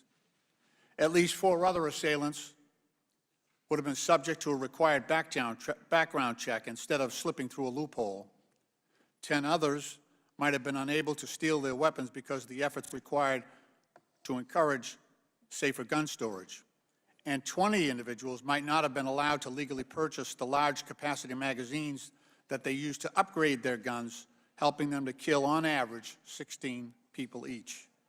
Taken together, those 4 measures might have changed the course of at least 35 of those 106 mass shootings, a third of such episodes in the United States since the massacre at Columbine High School in Colorado. That New York Times analysis has found. And those 35 shootings killed 446 Americans. Mr. Suplina, there's been referrals made, or references made to the fact that someone could cause damage with a hammer or a knife. I would wonder if you could talk about AR-15 style firearms and their ammunition and how different they are and the greater vulnerability it creates in society. You talk about, I know you've written on this in the past, And if you could go over that for a bit, just to educate people who are not familiar with that type of weapon. So this type of weapon, which is derived from a military a military weapon, presents increased risk, as I believe the commissioner said earlier, because of their speed of bullet, their handling, their ability to accept high-capacity magazines, and they are designed and are advertised to be able to inflict a mass amount of damage in a short period of time. They are also unique in the damage that is done to the human body when you use one of these. A handgun, even at a sometimes larger caliber, won't do the damage to human tissue. I'm not a physician, but you did hear from one earlier who described in great detail what a semi-automatic rifle with multiple rounds can do. So these are unique threats. There's a reason why they are used in mass shootings, because those shooters want to inflict maximum damage. Thank you. I do want to add a quote from a trauma surgeon at the University of Arizona who agrees with your assessment. He said that the damage for an AR-15 on the body, quote, looks like a grenade went off in there.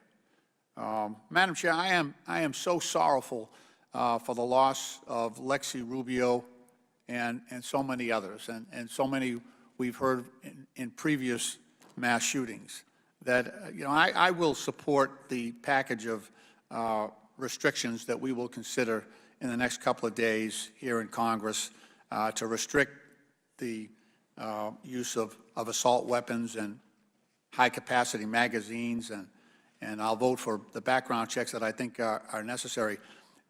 And I respect my colleagues' rights to defend the Second Amendment.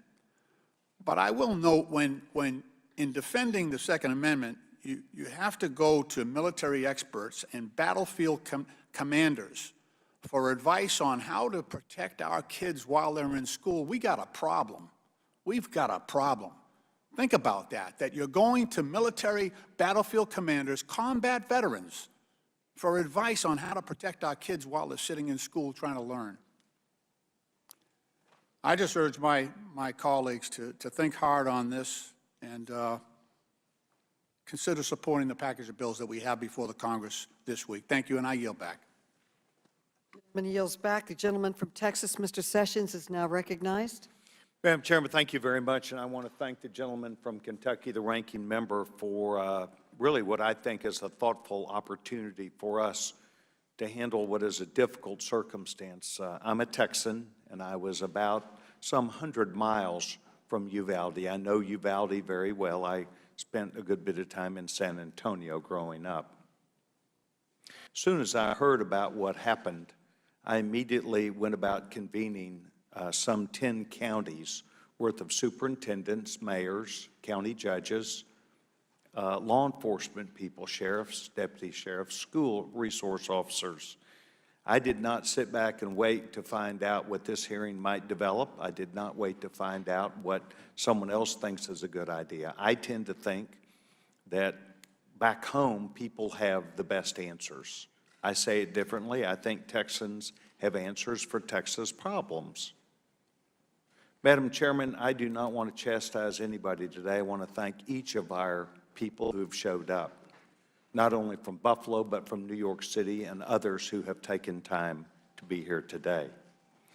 I do not wish to challenge anyone, but Madam Chairman, I would like to enter into the record an article from the Christian Science Monitor Weekly, June 11th, and also an article which I have provided to you from 538, which is a website that they present information.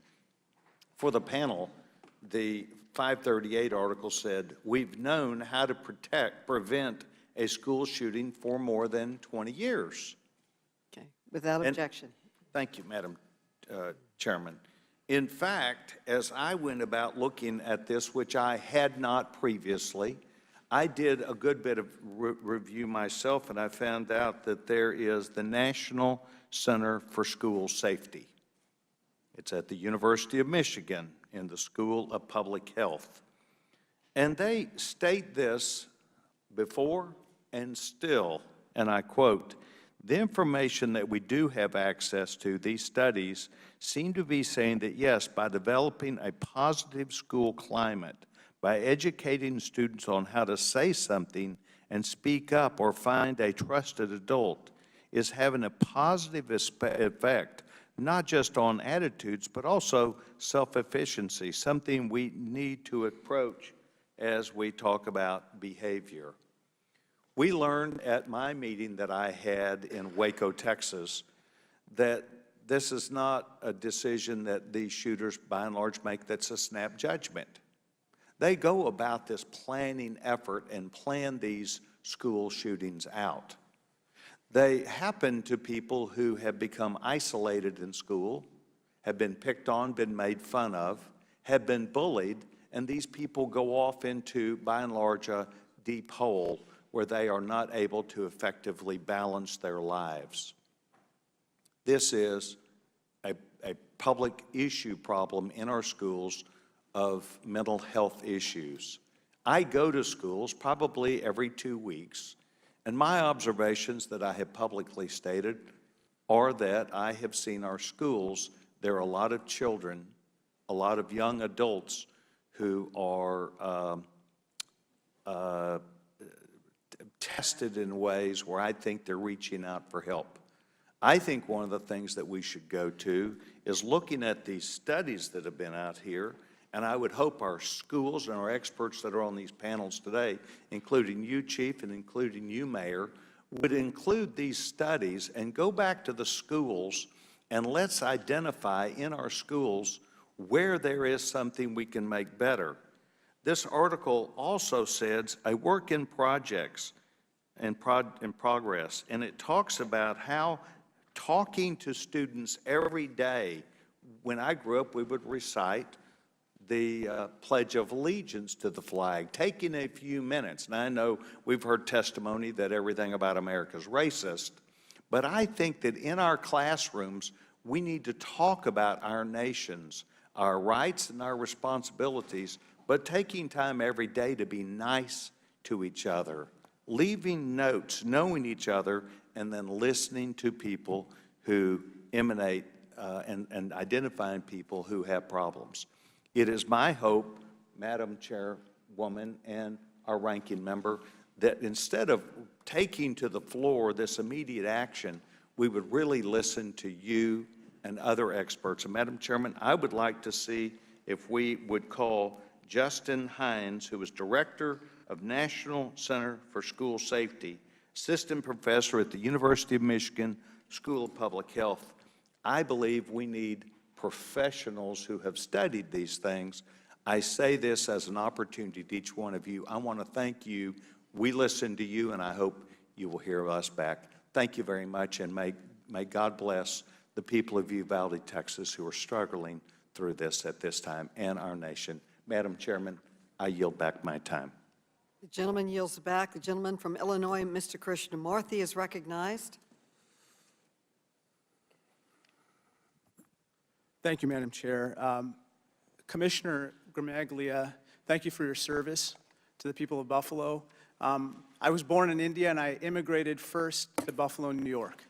And so the fact that you said that it's a city of good neighbors is very poignant for me. And I'm very sorry for the loss of all those lives in Buffalo.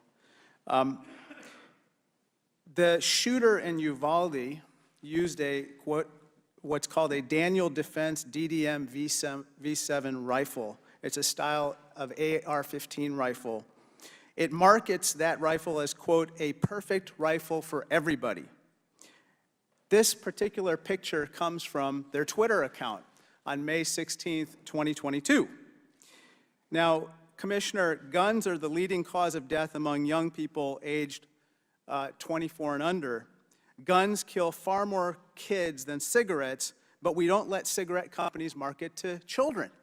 Sir, you don't think it's appropriate for Daniel Defense or any manufacturer to market AR-15 style rifles or handguns or any other weapons to children, correct?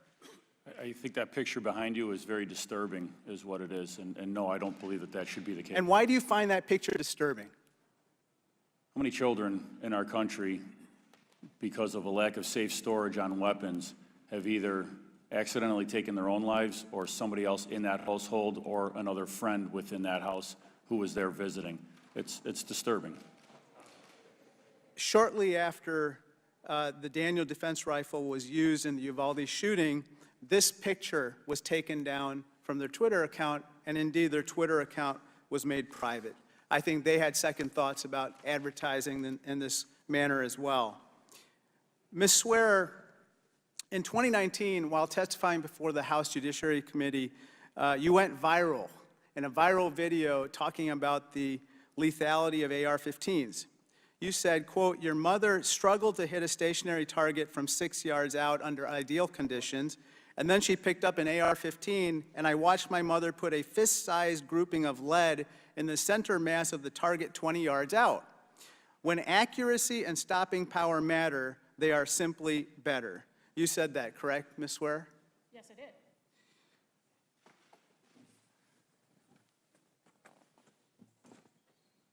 This is a picture of the 19 children and 2 teachers who died in Uvalde, Ms. Swearer. You mentioned the AR-15 stopping power, but I gotta believe these little children were not the ones you were talking about stopping, correct? No, I was talking about stopping the individual who showed up to shoot them. And the Who did show up to shoot them, who did show up to shoot that individual, was a bunch of law enforcement officers with an AR-15. and Ms. Swearer, your mic's not on, but The green light is on. I can hear you, Ms. Swearer. It's good. I can hear Ms. Swearer.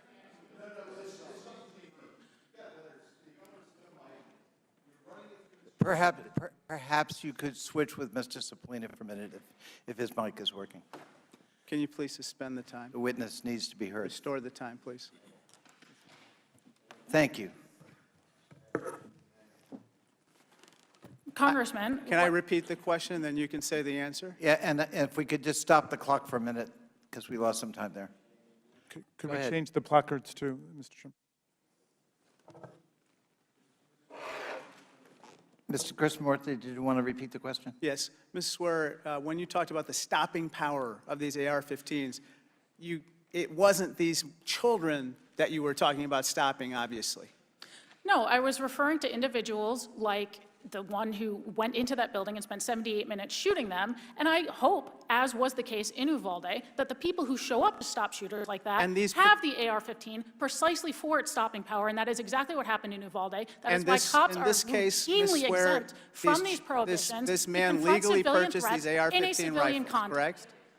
And in this particular case, the shooter had legally purchased these AR-15 rifles and was able to stop and obviously end these lives forever. Yes, Now, and if you remove Commissioner his pistol grip, he would have done Gramaglia, the same I want to address you again, Commissioner. You know, guns are often billed as essential to maintaining the freedoms we enjoy in America. They are an iconic part of America to a lot of people, but cars have long been central to American life as well. And what we've seen, interestingly, is that here's a picture of traffic deaths versus deaths from firearms. And at one time, traffic deaths far exceeded firearms in 1950, but over time, traffic deaths have gone down, while firearm deaths have remained relatively constant. Now, of course, with regard to the right to bear arms, that's in the Constitution, but it's not an absolute right. That's why we outlaw machine guns and we regulate firearms in other ways. Sir, with regard to traffic deaths in cars, the imposition of rules and regulations and laws, along with private industry adopting safer ways to drive and devices to make them safer, have led to a reduction in traffic deaths. But the same cannot be said for firearms. Isn't that right? I believe you're correct, yes. In looking at the traffic deaths going down, regulations both in vehicle safety, airbags, speed enforcement, other things of that nature have led to safer roads. And what would that lead you to believe should happen with regard to firearms? Some sensible regulations to limit the carnage that's happening on our streets. Thank you, Commissioner. Thank you. Gentlelady from North Carolina, Ms. Fox, is recognized for her 5 minutes of questioning. Thank you, Mr. Chairman. The horrific and heartbreaking tragedies that occurred in Uvalde and Buffalo have shaken the nation. We're all made in God's image, and I continue to pray for our society and for the families of the men and women and children who were senselessly murdered. We must be thoughtful in how we discuss and address this issue. When the federal government acts in haste, the room for error is exponentially compounded. This problem should be diagnosed in its entirety before we endeavor to place proposals on the table. The simple truth is that top-down legislative actions from Washington do not provide the states the due deference they deserve. The latitude of the states to make decisions that best suit their constituencies must be respected. The Second Amendment was intended both to empower individuals and also to shield them from the federal government exerting undue influence. Unfortunately, over time, the underlying principle of the Second Amendment has been distorted and misconstrued by Washington bureaucrats who simply want it stripped away from law-abiding citizens. This cannot be allowed to happen. I now yield the balance of my time to the gentleman from Georgia, Mr. Clyde, who has a tremendous amount of experience with these issues. Thank you very much, Virginia. I would like to ask Mr. Gramaglia, in your sworn testimony, you say of retired Buffalo police officer Aaron Salter, Jr., his service weapon was no match for the military-style weapons and armor the perpetrator was equipped with. Yet your Buffalo police officers responded to Tops a minute after receiving the 911 call and were able to take the shooter into custody within a minute of arriving at the scene. That's impressive. That's very impressive that your officers were able to do that. And this gentleman armed with an AR-15 style rifle. What is the Buffalo officer's standard service weapon? A Glock 40 caliber. A Glock 40 caliber pistol. Yes. So they responded with a Glock 40 caliber pistol and were able to subdue this gentleman in 1 minute. They were able to do that because as he exited the store, he had the AR-15 pointed up underneath his chin, and then through what I thought was very calm de-escalation language, he surrendered his weapon and put it down. Had he pointed it at the officers, we think we would have had a different scenario here. Okay, but that 40 caliber weapon is completely capable of stopping someone with an AR-15, correct? Well, he had military-style body armor and a tactical helmet on. He was shot at least one time that we had uncovered through our evidence, and that had no effect on him. I also watched the video, both the store surveillance video that has not been released and the GoPro video that was downloaded, which showed the confrontation between. But the 40 caliber pistol that the officers carry is plenty enough to stop an armed shooter, correct? It's all about shot placement, isn't it? It isn't, it isn't. All right, thank you, I appreciate that. Mrs. Swearer, actually,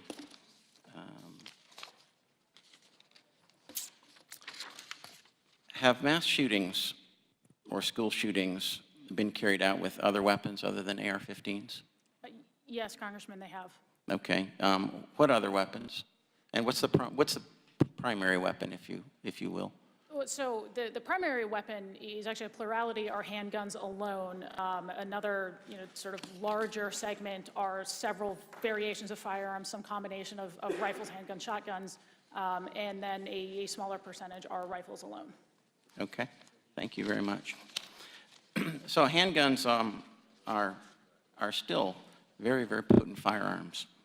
Madam Chairwoman, I would like to introduce this article into the record, and I request unanimous consent. It's a Fox News article, May the 28th, 2022, and it's entitled, "West Virginia Woman with Pistol Shoots, Kills Man at Graduation Party, Saves Several Lives." Without objection. All right, thank you. You know, what happened in Uvalde was an incredible tragedy, and it had a very terrible ending. But something very similar happened the very next day, that Wednesday, in Charleston, West Virginia. And a particular woman in West Virginia fatally shot a man who had begun firing an AR-15 rifle into a crowd of dozens. The woman was attending a West Virginia party. She drew her pistol and fired on the convicted felon. No one at the party was injured. and the gentleman obtained his weapon illegally. Criminals will obtain their weapons however they want. They will get them illegally. More gun laws are not going to stop that, not in any way, shape, or form, because criminals simply do not obey the law. The gentleman's time has expired. Madam Chair. I yield back. I'd like to ask permission to insert into the record an article, Why Do Something Won't Work, from the Wall Street Journal, Thursday, June 2nd, 2022. Thank you. Without objection. The gentleman from Virginia, Mr. Conley, is now recognized. I thank the chair, and I thank our witnesses for being here today. I was the chairman of Fairfax County when the Virginia Tech massacre occurred. At that point in American history, that was the worst gun massacre in our history. I buried 6 young children, students, that week. 6. I'm still in touch with many of the families years later.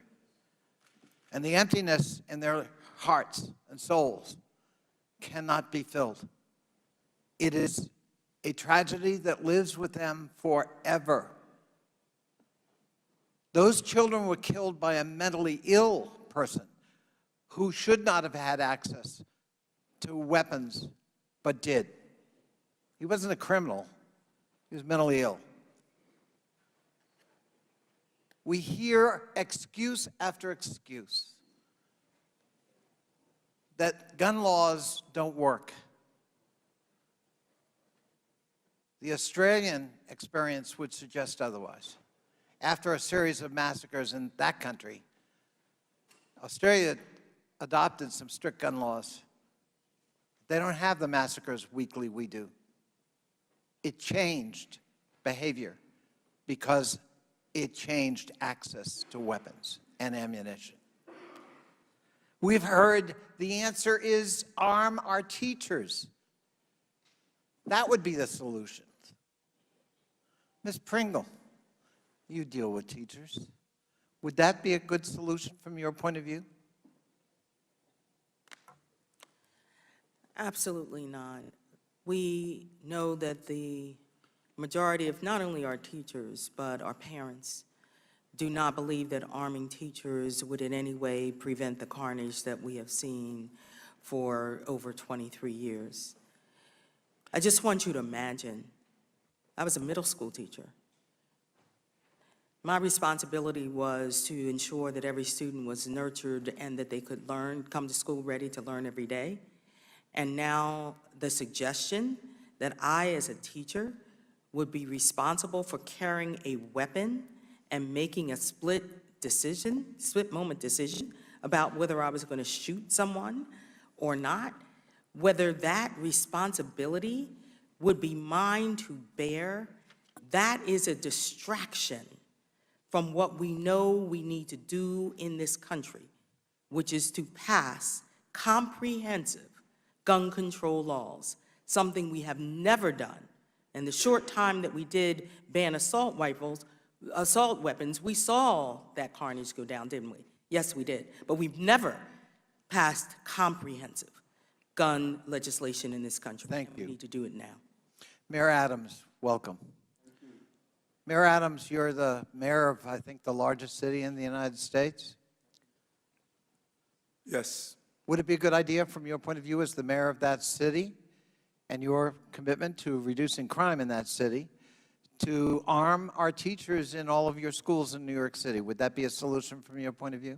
No, and I think the facts show that between 1996 to 2010, one study found that police officers were 3 times more likely to die from gun violence with a heavy flow of guns in their city. So it's harmful to the law enforcement community, it's harmful to our civilians, and it's harmful to our children.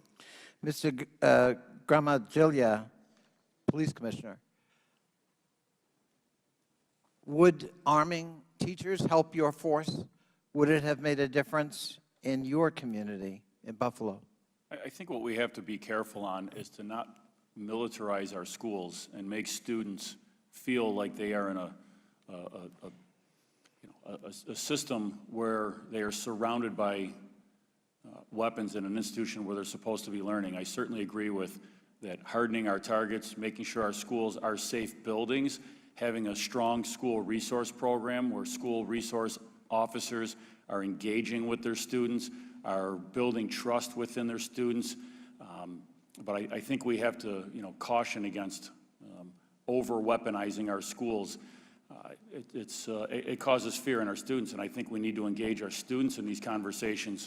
And just real quickly, and Ms. Pringle's point, the use of weapons and the decision to use them for law enforcement could be a split-second judgment, and that requires careful training, does it not? It's a considerable amount of training for absolute split-second decisions that are second-guessed for years on. Thank you. I yield back. The gentleman yields back. The gentleman from Georgia, Mr. Heiss, is recognized for 5 minutes. Mr. Heiss. Thank you, Madam Chair. Just for the records, from what I can research and understand, there are some 300,000 or so crimes committed every year, violent crimes in which guns are a part of the situation. There are between 500,000 and 3 million incidences a year where guns prevent violent crimes from taking place. So let's clarify here, the issue is not gun violence. Guns are not the issue. We have a people violence problems who misuse guns and other means whenever they intend to harm individuals. And the answer to this situation, when you have violent people, the answer is not defunding the police. The answer is not pitting one group of Americans against another, which we see far too often these days. The answer is not ignoring the rule of law. The answer is not releasing criminals into our streets or allowing them into our country.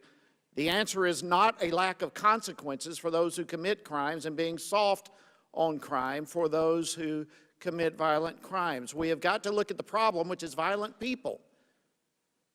And at some point in this country, we've got to recognize that there is great value in upholding the rule of law. We've got to recognize and teach that there is a such thing as moral absolutes, not the least of which is respecting one another and respecting life. We've got to, in the midst of this conversation, I believe, embrace religious beliefs.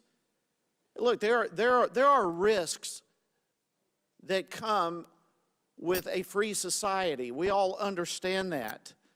But we have a moral and a spiritual crisis in this country right now, and that is reflected in violent people that we see more and more.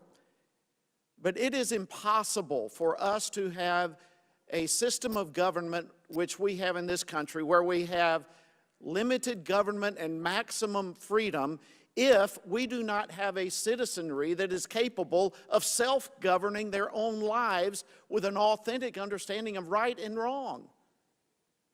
And so for us to take out of the equation any mention of moral absolutes or the role that our founders mentioned and described as indispensable supports to our system of government, which is morality, religion and morality, then I believe we're making a mistake in all of this discussion. These things cannot be ignored. Mayor Adams, let me real quickly begin with you, and if we can go quickly. New York City is certainly one of the leading examples of gun restrictions and gun restrictive measures in the United States. Yes or no? Your mic was off. Yes, I'm sorry, yes. And yet, we all know New York has continued in recent years to see a rise in crime. Yes or no? Yes. Okay. In January of this year, you released in a press statement regarding your blueprint to end gun violence in New York City. You had in that a quote that says this: "It is illegal to carry a gun in our city, yet police officers take them off the streets every day in record numbers." You made that statement correct? Yes, many comes from Georgia. Right.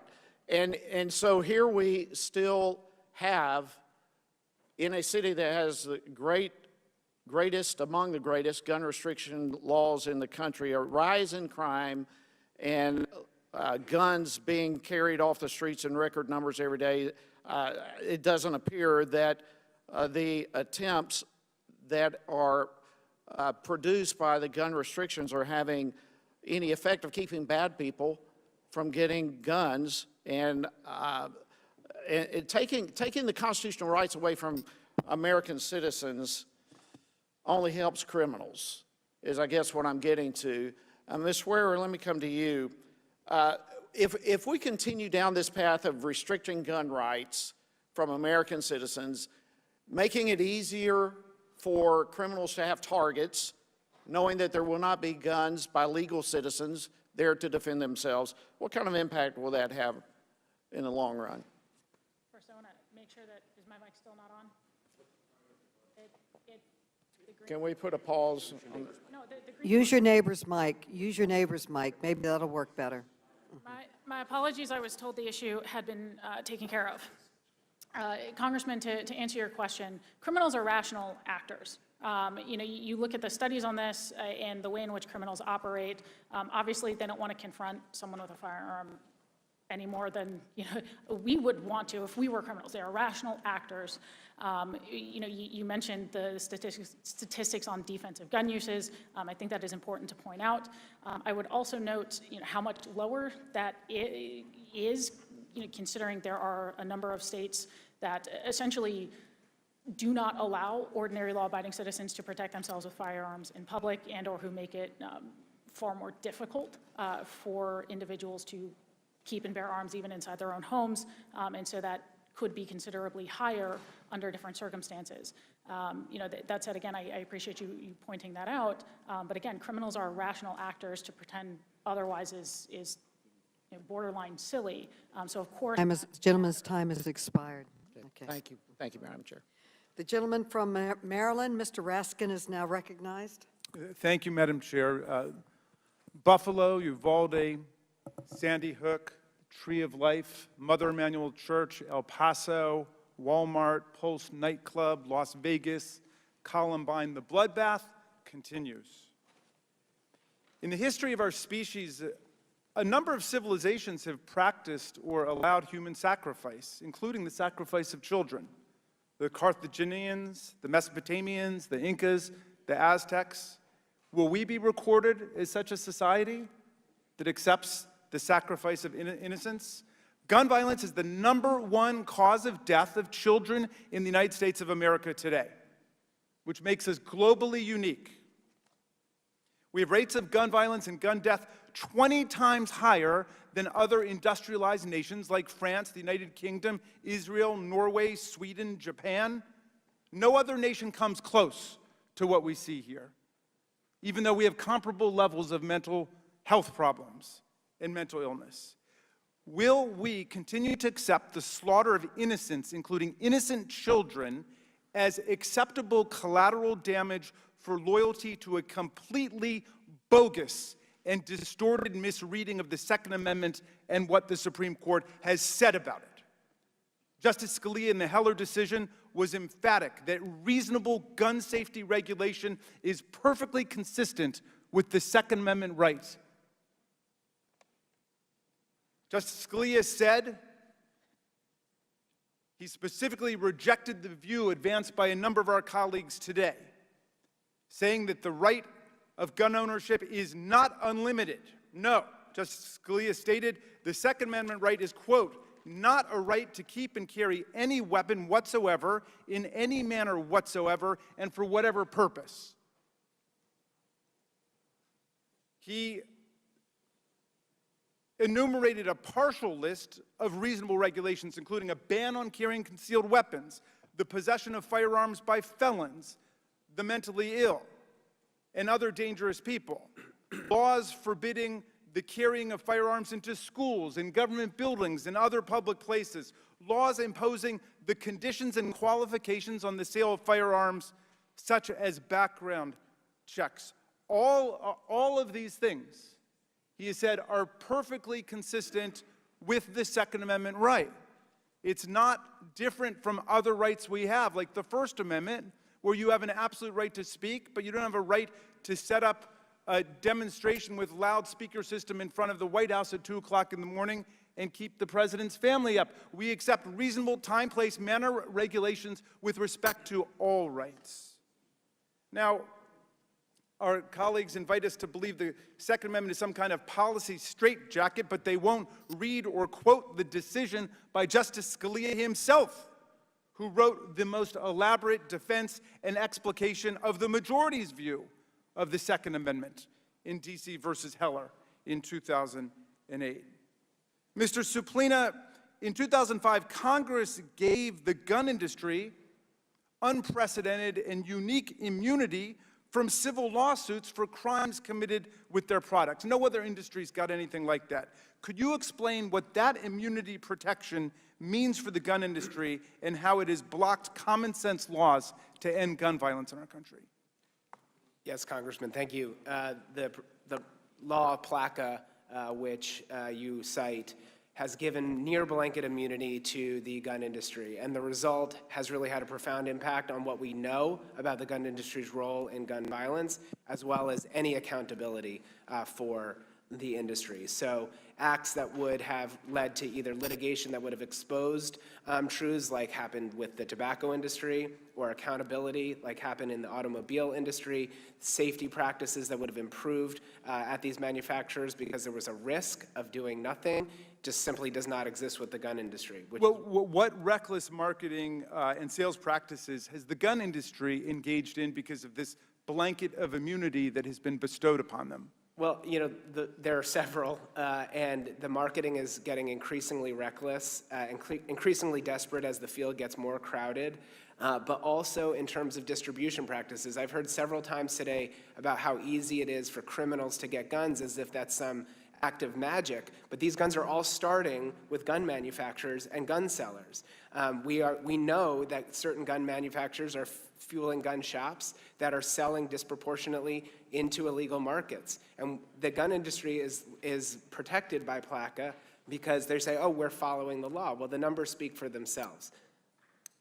Okay, and then finally, Chief, you were interrupted before. What do you make of this claim that we shouldn't have laws governing, for example, a universal criminal background check because criminals don't follow the law? Is that an argument against having any law against murder, rape, assault, because criminals by definition don't follow the law?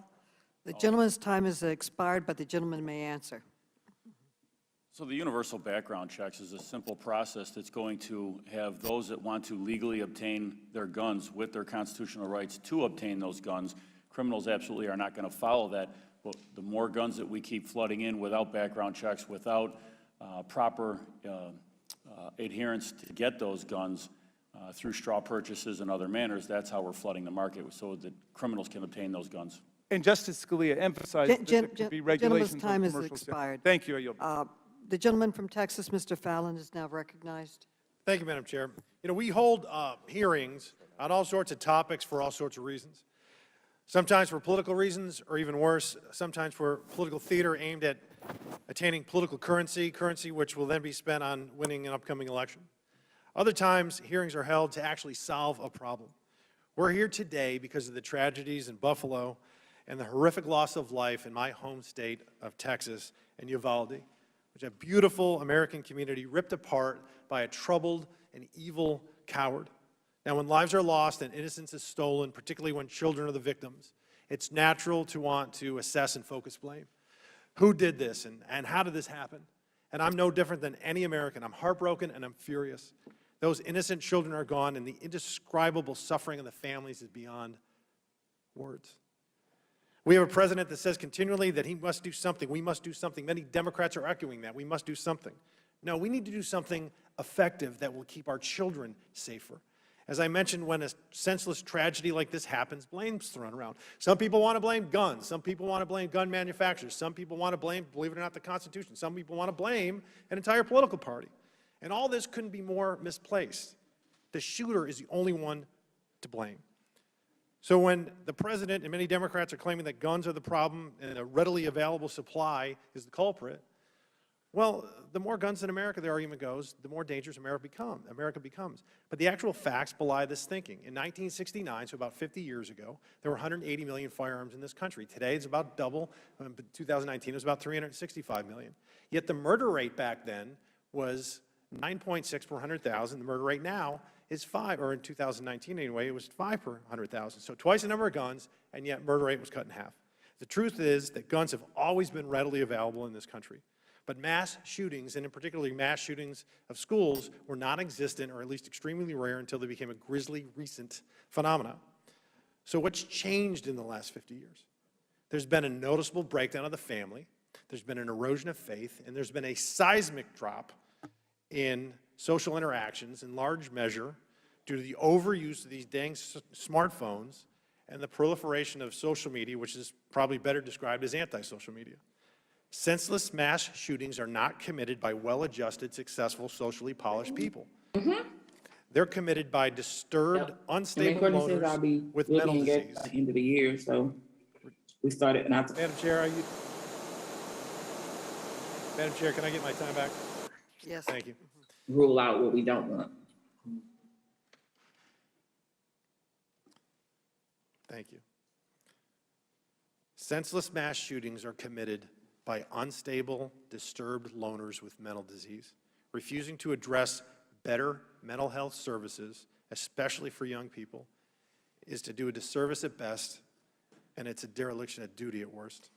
The focus, sadly, by the Democrats is to restrict guns or prohibit their legal possession entirely. A Democratic member of Congress in a committee hearing just recently said, and I quote, "We will not rest until we have taken weapons of war out of circulation in our communities." So, do restrictive gun laws or prohibitions work? The most dangerous nations on the planet, according to the World Bank and the UN, are El Salvador, Jamaica, Venezuela, and Honduras. And what else do they have in common? It's also nearly impossible for an average citizen to own a firearm, and yet they are terribly perilous places to be.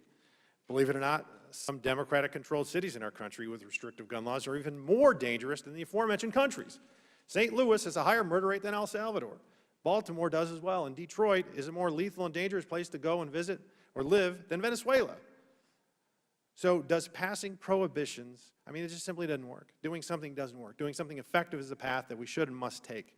History's shown us when you disarm law-abiding citizens, you create not more safety, but more peril. The inconvenient truth for some on this committee and in this chamber is that more firearms in the hands of law-abiding citizens make us all safer. So let's talk some real solutions. We must harden our schools with controlled access and single point of entry with a tiered entry procedures. The main office should be located directly by the front door, which is single access entry. Classroom doors should automatically shut and lock like hotel room doors do.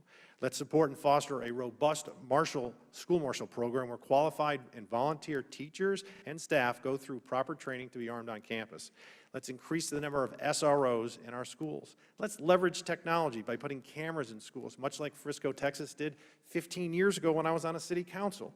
And they had a command center and a mobile command center, and any threat could be immediately detected, tracked, and eliminated forthwith. We need a rapid response plan and a rapid response force to be trained to world-class standards. And also, law enforcement doctrine must change, so when there is a threat, the schools aren't besieged, but rather our heroes in blue advance, using honed techniques and teamwork and technology, and eliminate the threat as soon as possible. Our goal should be to protect our children. No parent, educator, citizen, legislature, or nation has a higher calling. Let's look at real and effective solutions and shelve the divisive rhetoric, because American children deserve nothing less. Thank you, Madam Chair, and I yield back. Thank you. The gentleman from California, Mr. Rokan, is now recognized. Thank you, Madam Chair. Like so many on this committee and around the country, I was deeply moved, not as a politician, as a father, by the testimony this morning of the families of victims. Kimberly Rubio, who lost her precious daughter Lexi, cut through all the talking points, all the debate, and asked the central question before our Congress and our country. As she put it, what do we value more, children or our guns? It's really that simple. I want to talk about the common sense reforms on guns, but as a representative of Silicon Valley, I feel I also have a duty to talk about some of the role of social media in this massacre. With the Uvalde shooter on Instagram having a group chat where there is conversation of school shootings, where there is conversation of threats of violence, where he's bragging about getting assault weapons, why is there no action? And let's be very clear, these are minors. He was a minor when he did this. It's not the same free speech rights. Mr. Suplina, do you think companies like Instagram should have some responsibility in group chats when minors are involved and you have explicit discussion of school shootings to do something? I think the role of social media companies is an important one, and you're right to point it out, Congressman. Instagram, Facebook, these are often where we see the earliest warning signs of a potential mass shooter, as well as other social media platforms where these instances are discussed. There's often multiple people in the chat. And I do want to also mention, with respect to the Buffalo shooter, for instance, he cited YouTube for the videos that allowed him to modify the firearm that he had to accept a detachable magazines, which he used to deadly effect. So social media companies do have a role to play here. And just like my colleague, Mr. Raskin, said that the right of the Second Amendment is not absolute, it's important to recognize that the right of the First Amendment is not absolute. Under Brandenburg, you can't have things that incite violence, and there are greater protections for minors. I mean, it is crazy to me that you can have people under 18 talking about shootings and mass shootings, and these companies are taking no action. So we need to have regulation that gets to the heart of this. You know, Mrs. Swearer, I'm trying to understand your position, and I just want to ask you some simple yes or no questions to understand where you're coming from. Is it your view that someone who has committed a violent felony should be able to purchase a gun, yes or no? No.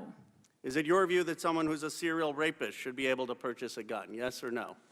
Very clearly, no. Is it your view that someone who is a drug trafficker should be able to purchase a gun, yes or no? No, and these are becoming insulting. And so, well, I mean, so would you support any laws that would make sure that violent felons, serial rapists, or people who are drug traffickers will not get access to guns? If they are written and narrowly tailored to approach that issue without burdening the rights of law-abiding citizens or criminalizing low-risk transfers between responsible citizens, yes, I'm more than willing to look at that law.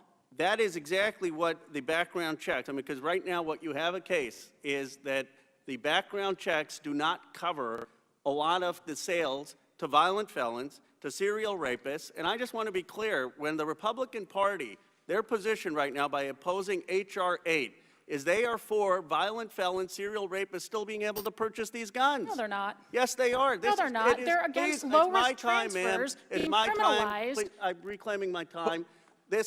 Point of order, Madam Chair. The position of Republicans is that violent criminals be in jail.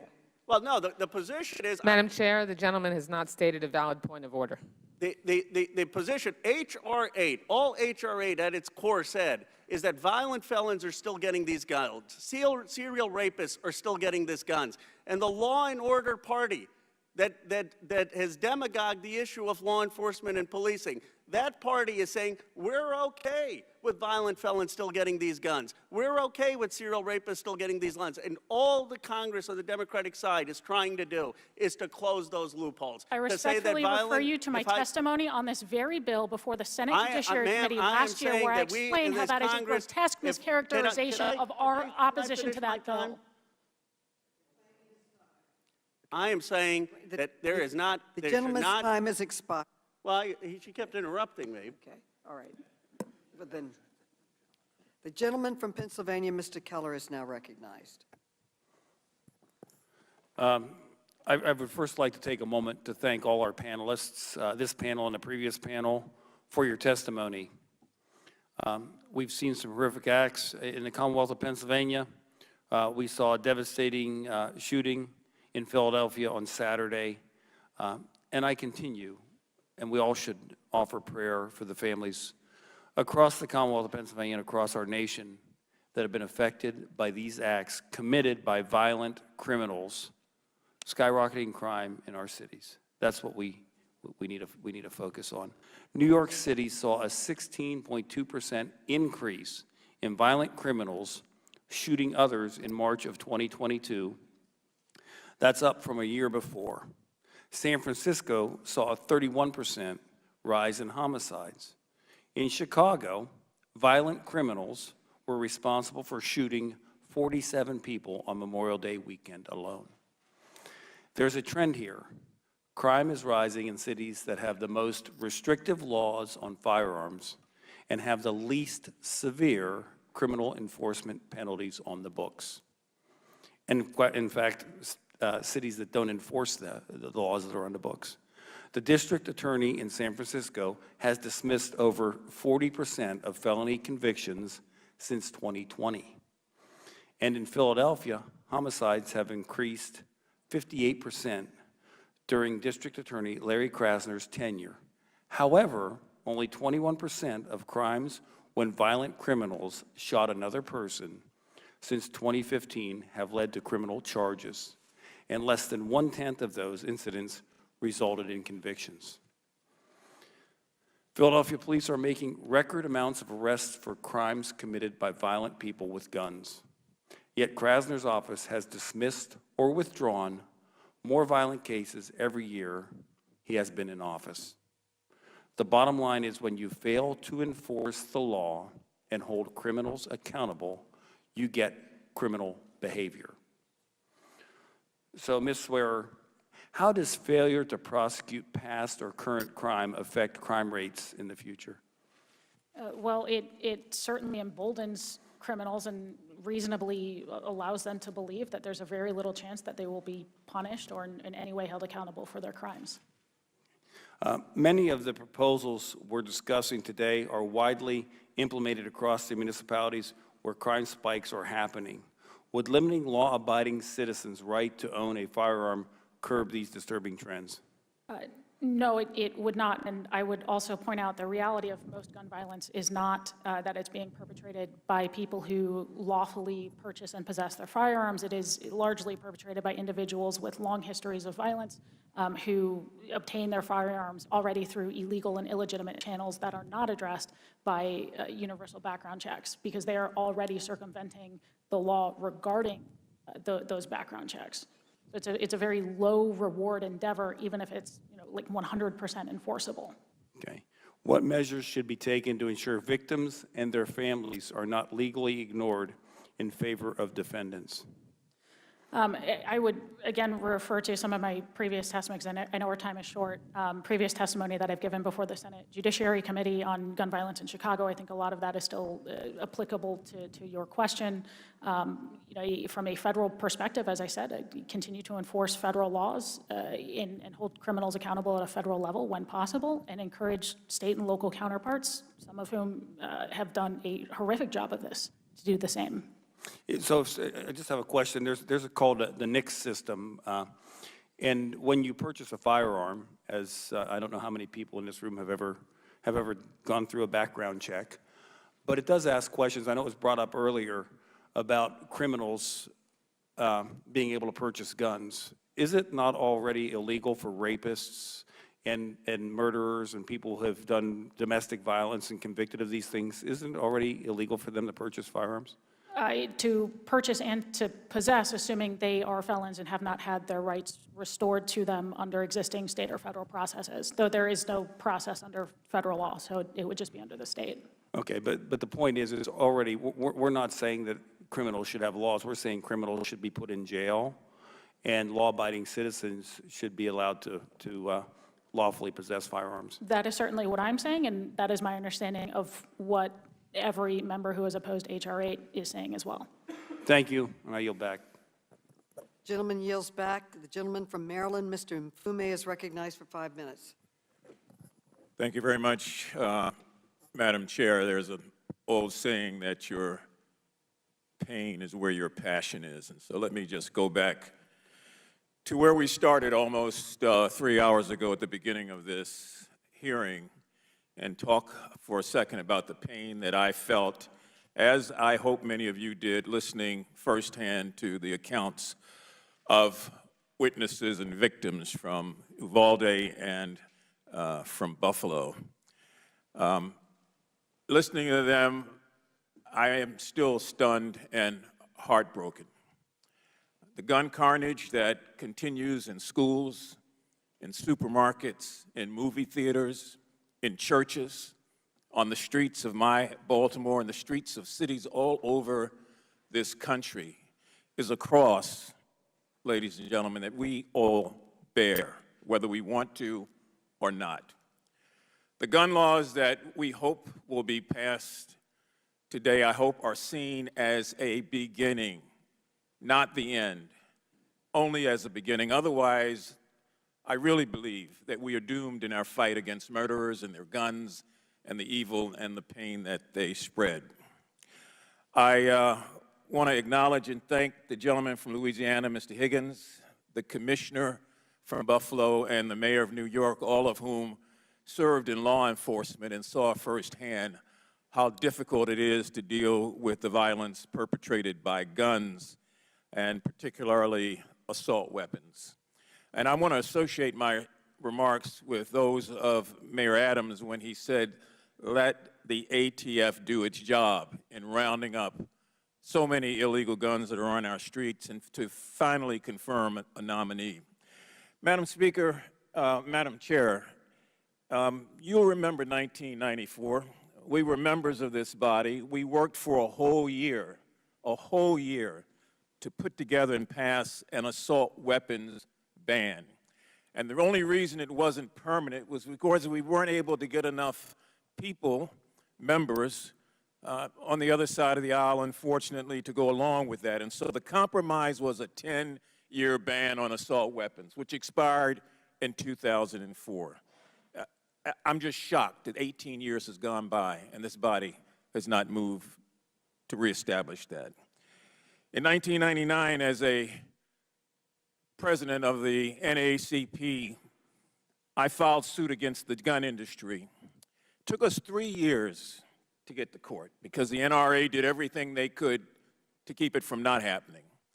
And finally, in 2003, we went to court. I testified in Brooklyn, New York for over a week, but we didn't have the weight we needed, and the NRA was a bigger force than we could deal with. And so we lost that, but the judge, to his credit, said this does not prohibit the fact that there certainly will be other lawsuits like this.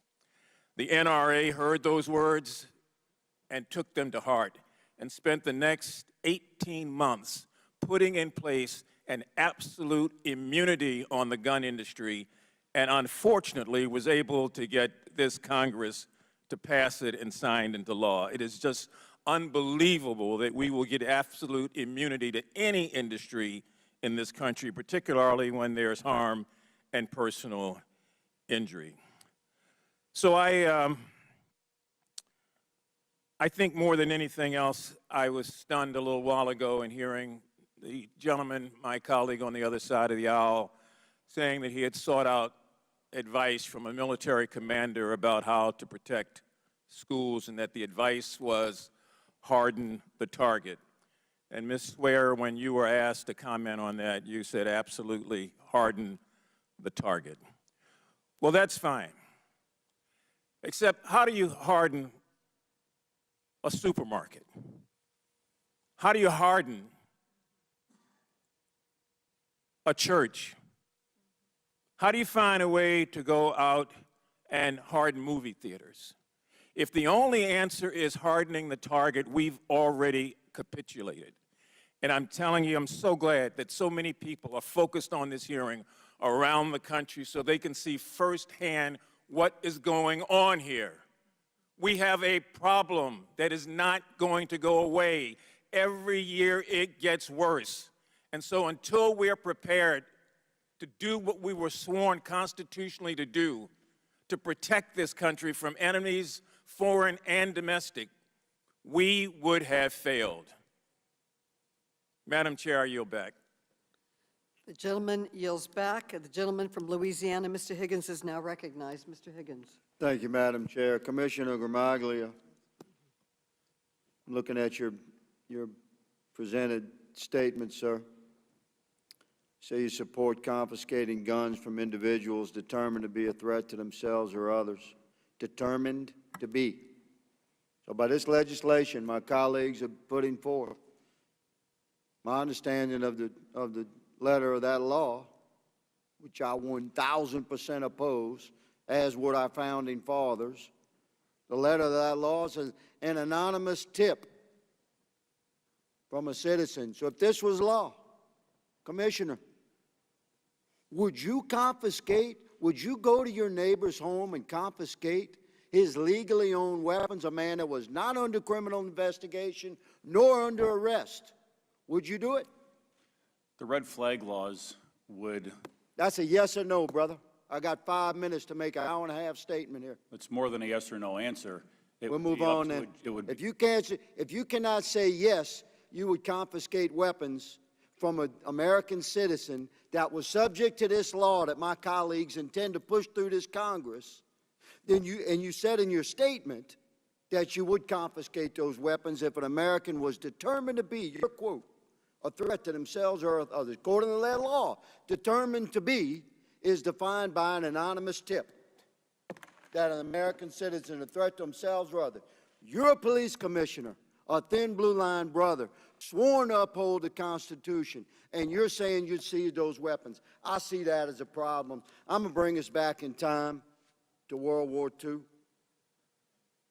America's population, 140 million.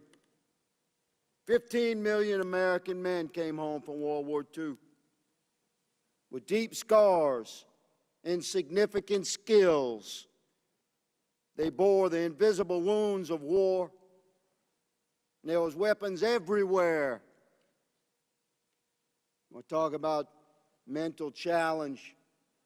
My father was one of those men who was a Navy pilot in World War II. He came back from the war and built his family. I'm the 7th of his 8 children. I was born in 1961. We had guns everywhere.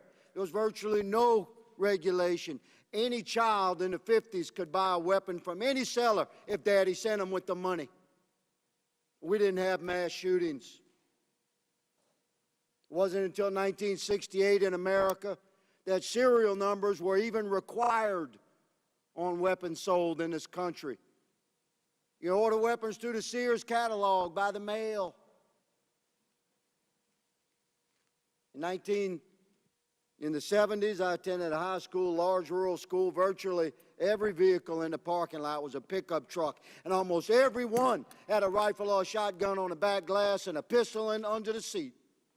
And we didn't have school shootings. 1979, I began college.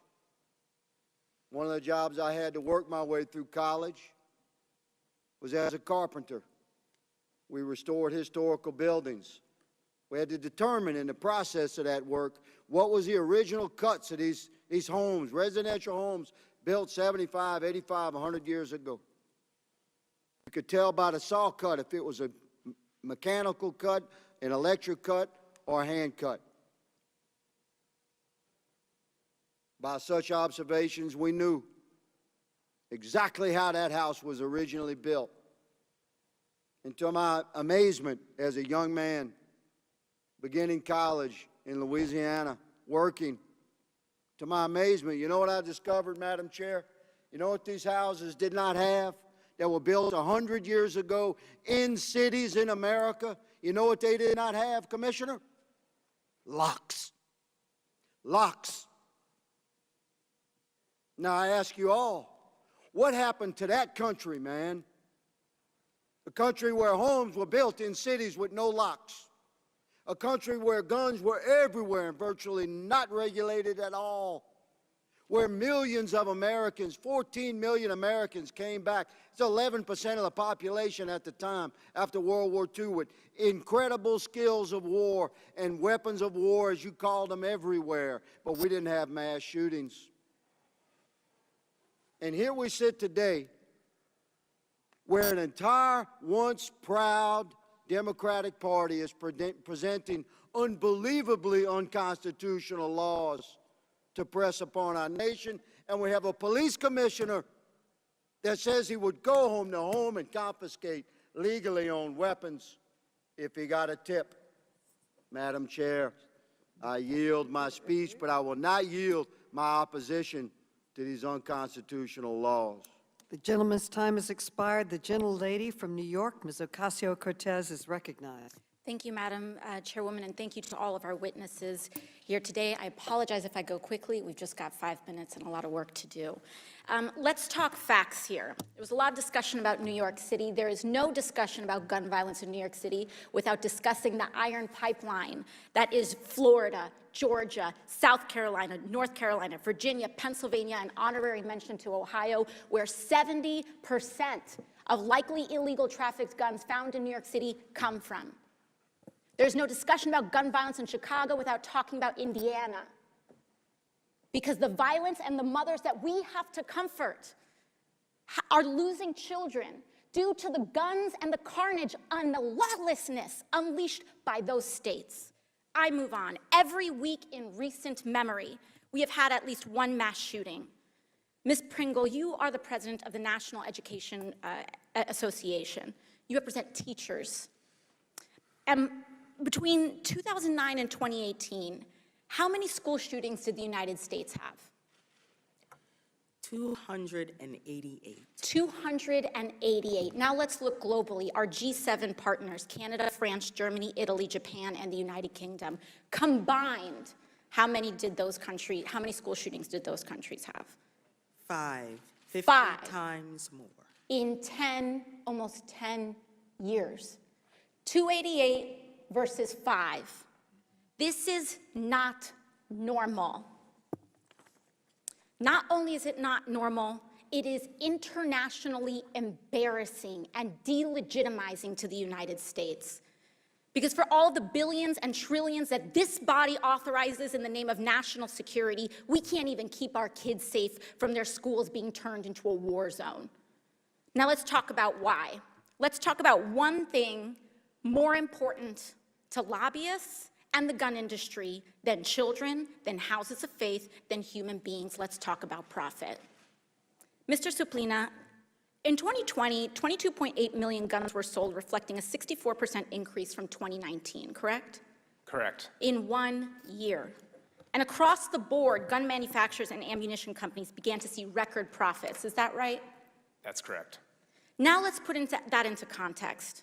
In 2020, again, more than 45,000 Americans died by gunfire, reflecting an almost threefold increase from 2015. Are those statistics correct? That's accurate. So in your view, are you seeing a correlation between gun profits and gun deaths in the United States? Yes. This is about blood money.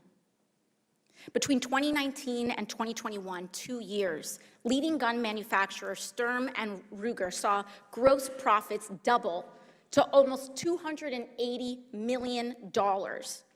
In fact, during an earnings call, their CEO called the sales boom, quote, historic, ferocious, and that the future was bright. A month after that, an AR-556 pistol murdered 10 people at a supermarket in Boulder, Colorado. Those profit margins, $280 million, go to lobbying. Is that correct? Much of that goes to lobbying, correct? Significant amounts go to lobbying, correct? And can you remind us what the gun industry is lobbying against when it deploys these lobbying resources? They are lobbying against every law that would regulate firearms, period. And can you briefly tell us how gun companies have poured extra profits directly into lobbying against gun reform? And as an advocate in this space, what have you seen? Just rattle off some of the measures that they have, just a few that they have lobbied against. They've lobbied against background checks, which on all gun sales, which would, in fact, as was mentioned earlier, allow for the would-be criminal to obtain a firearm from a law-abiding citizen without a background check. The criminal would be breaking the law, but we could stop that. They've lobbied against red flag laws, which would temporarily deprive, after due process, firearm from somebody who's posed as a threat to themselves or others. That is a court adjudication. Thank you. Everything. Thank you very much. And for context, the NRA spent about $250 million in 2020 alone. That's more than twice the entire salary of Congress combined. in 1 year lobbying against gun safety laws. There's also this discussion about anything but a gun, but that these are about violent people, but yet we aren't doing anything about addressing the actual root causes of misogyny, where 2/3 of mass shootings are connected to domestic violence, or the emergence of white supremacy radicalization, mass incarceration, and poverty, and the connections between that and mass shootings in our communities. I yield my time. Thank you, Madam Chair. The gentlelady's time has expired. The gentleman from Wisconsin, Mr. Grothman, is recognized for 5 minutes. Thank you very much. Last couple of weeks, I had a chance to go down to Mexico, and they brought up an issue that I wasn't really expecting to hear. But a couple of Border Patrol guys pointed out to me that that firearms were very, very regulated in Mexico. And you do a little Google search, and you find out the recent article in the Wall Street Journal, the first 9 months in 2019, Mexico, with some wildly difficult laws, had a murder rate of 6 times that in the United States. Not 6% more, not 60% more, but assuming he got it right, maybe he was cherry-picking the year, I don't know. 6 times as many murders as in the United States. I assume the Mexican officials who put these laws into effect thought they were going to save lives at the time that they made it so difficult for law-abiding Mexicans to get a hold of a firearm. But obviously the results of their laws was not to make Mexico safer. There are thousands, probably tens of thousands of people who have died now in Mexico under the current rules connected to ownership of guns. We've also, in this country, had a dramatic increase in the number of deaths from guns the last 2 years since kind of the beginning, or at least expansion, of the I Hate Police movement, which I blame for all the young people and not so young people who have died in the last 2 years in this massive increase of murders that we've seen, almost unprecedented. First of all, I'd like Mrs. Swear to comment a little bit on that Mexican statistic and comment on the dramatic increase in the number of homicides in this country in the last 2 years. Not because it's easier to own guns, but kind of because rhetoric, a lot of the rhetoric coming out of this building, this anti-police rhetoric.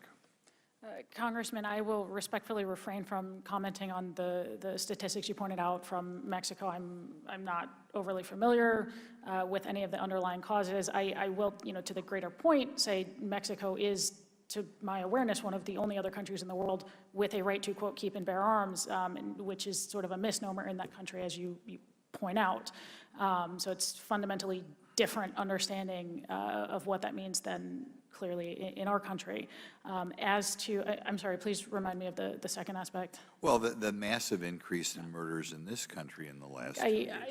I think it's hard to pin that down to any one simplistic notion of what is causing that. Certainly, I think problems with policing and calls to defund the police, loss of trust between communities and police members, that all plays a role, as I pointed out in my written submission. Okay. But I think it's a number of things. Yeah, I'll give you another question then. This week, I'll be reintroducing something called the Student and Teacher Safety Act, which will allow schools to use existing grants they have, meant in part for improving school conditions and learning, to improve or boost school safety. Following the Uvalde shooting, the White House press secretary said that President Biden does not believe in hardening schools to provide more security resources or law enforcement officers. If these measures can be effective in preventing another mass shooting, why do you think the president is not open to hardening schools this way? I cannot read the president's mind, but my guess is he would rather focus on other ways of addressing it. I'd also very quickly like to point out, to reference something Congressman Mfume said, to seem to infer that we only care about or have only mentioned one aspect of a greater issue, which is focusing on physical security. Congressman, I respectfully don't know if you were not here for my opening statement or have not read my written submission, but I respectfully have pointed out roughly a dozen other issues as well. This is comprehensive in nature. It is not one thing or the other. It is both. I've been here for 3 hours since before the hearing started. I heard your testimony. My reference was to schools, and my reminder was those are Madam not Chair, the I only think he's sources. out of Gentleman order. is not recognized. Well, witness, address me, Madam Chair. Okay. Could you give me another few seconds back? Someone jumped in there.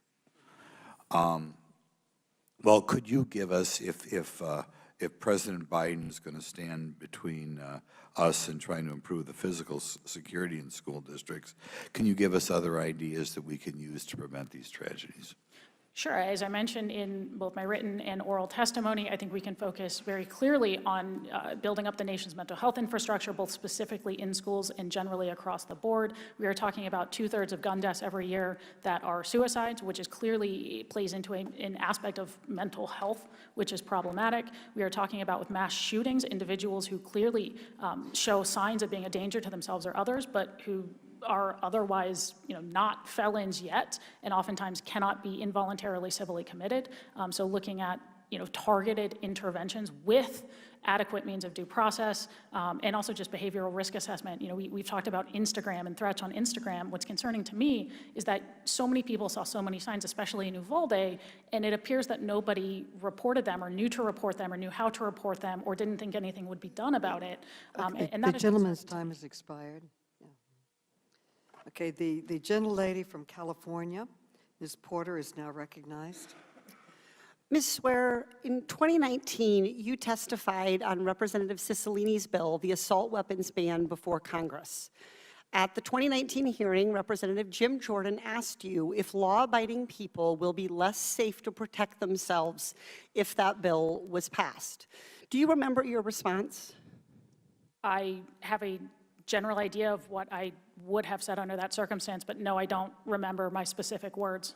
You said, and I quote, "I think worse than that, sir, you will see millions of otherwise law-abiding citizens become felons overnight." Yes.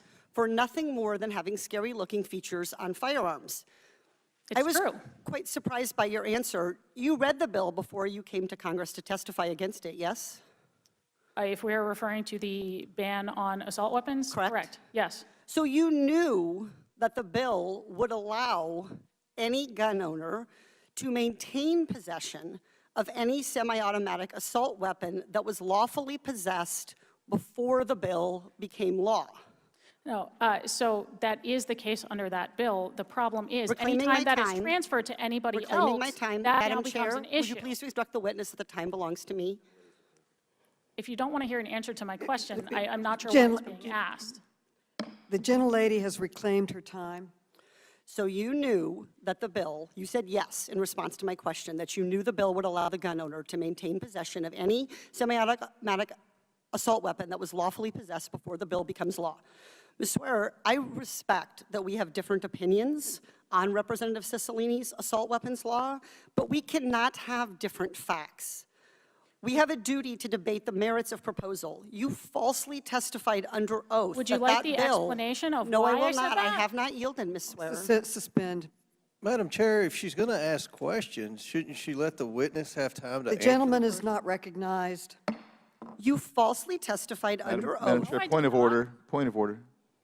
What is the gentleman's point? I've been accused of falsely testifying She- under oath, the- and I would like to the- address it. The gentlewoman has accused her of perjury. Is she going to hold to that, or are you going to allow the witness to respond to that accusation of criminal conduct? You have not come forward with a significant point of order. Ms. Porter will continue. I asked you if that bill was correct, if the bill would allow any gun owner to maintain possession, and you said yes, yet you testified that the bill would allow people to become felons overnight. Earlier today, you testified that you hoped that this was the last time you testified before Congress. For the sake of our nation and the integrity of this Congress, I said I do Congress too. after a mass shooting, trying to figure out how to solve a problem that we are all heavily invested in solving. Ms. Swear, That is I have not insulting. Point of order, asked a point of order. question. How dare you? Reclaiming my time. How dare you misstate the law? How dare you At ask questions that you legislation. do not even want an answer to? Ms. Swear, I'm moving on. I'm a lifelong consumer protection advocate. From 2015 to 2020, there were at least 2,070 unintentional shootings by children. 765 of those children died. A consumer product that causes this much harm to the public would normally be subject to a recall. But federal law prohibits the Consumer Product Safety Commission, the agency responsible for protecting the public from dangerous products, from regulating guns. This is absurd. After one child died using a Peloton treadmill last year, the Consumer Product Safety Commission intervened and recalled the product. But when hundreds of children die using guns, there is no federal response. There is no federal safety standard for guns. Even though 40,000 Americans hurt or kill themselves or other people in hundreds of accidents every year. Instead of regulating guns like any other consumer product, federal law protects gun manufacturers. A teenager can watch a video online and learn how to modify a rifle to make it more deadly. And the gun industry avoids any liability if that teenager uses that modified rifle to fire repeatedly and rapidly at innocent people, even though their products could be designed to prevent unsafe modifications. I want to give an example. In 2001, a 13-year-old boy named Billy accidentally shot his father's handgun and killed his friend Josh. Billy mistakenly thought the gun was unloaded because he had removed the gun's magazine. Josh's family sued the gun manufacturer for failing to warn Billy and other consumers that their product could be fired without a magazine. It's a simple case. It should have been decided by a jury, as is provided under the Constitution. Instead, because of the gun industry's immunity, the gun manufacturer was able to dismiss the case without a trial. If a pharmaceutical company failed to warn customers about the known risks of one of their drugs, they could face thousands of lawsuits. But we allow the gun industry to sell weapons without taking any precautions to protect children and families from fatal accidents. Mr. Suplima, do you think the gun industry would do more to protect children if Congress ended their immunity? Absolutely. Would ending the gun industry's immunity put gun manufacturers out of business? No, it would not. In the 1990s, lawsuits forced Big Tobacco to pay for the harm they caused by marketing cigarettes. Just last year, Big Pharma agreed to pay $26 billion for communities devastated by opioids. Madam Chair, Victims time's of gun expired. violence also deserve their day in court. They deserve justice. I yield back. The gentlelady's time is expired. Madam Chair, I have a parliamentary inquiry. Gentlelady's time Madam is Chair, expired. Madam Chair, I have gentle- point of order. Madam Chair, point of order. Again, Ms. Porter accused our witness of perjury. That's a very serious accusation. Accused her of lying before Madam Chair, Congress. the gentleman has not stated a proper No, point I'm of order. stating That is not a proper point of order. The point of order is, we just had a member Not of a proper Congress point of order, Madam accuse Chair. a witness of perjury and Cloud. didn't give Madam that Chair, the witness gentleman time to is not respond. stating a proper And it's, point you of know, order. the usual The suspect. gentlelady Ms. will Porter suspend. accomplished her The goal of gentlelady getting her will soundbite suspend. The on gentleman from MSNBC, Texas, Mr. but we're here to Cloud, debate a is serious issue. recognized. Mr. Cloud, you are now recognized.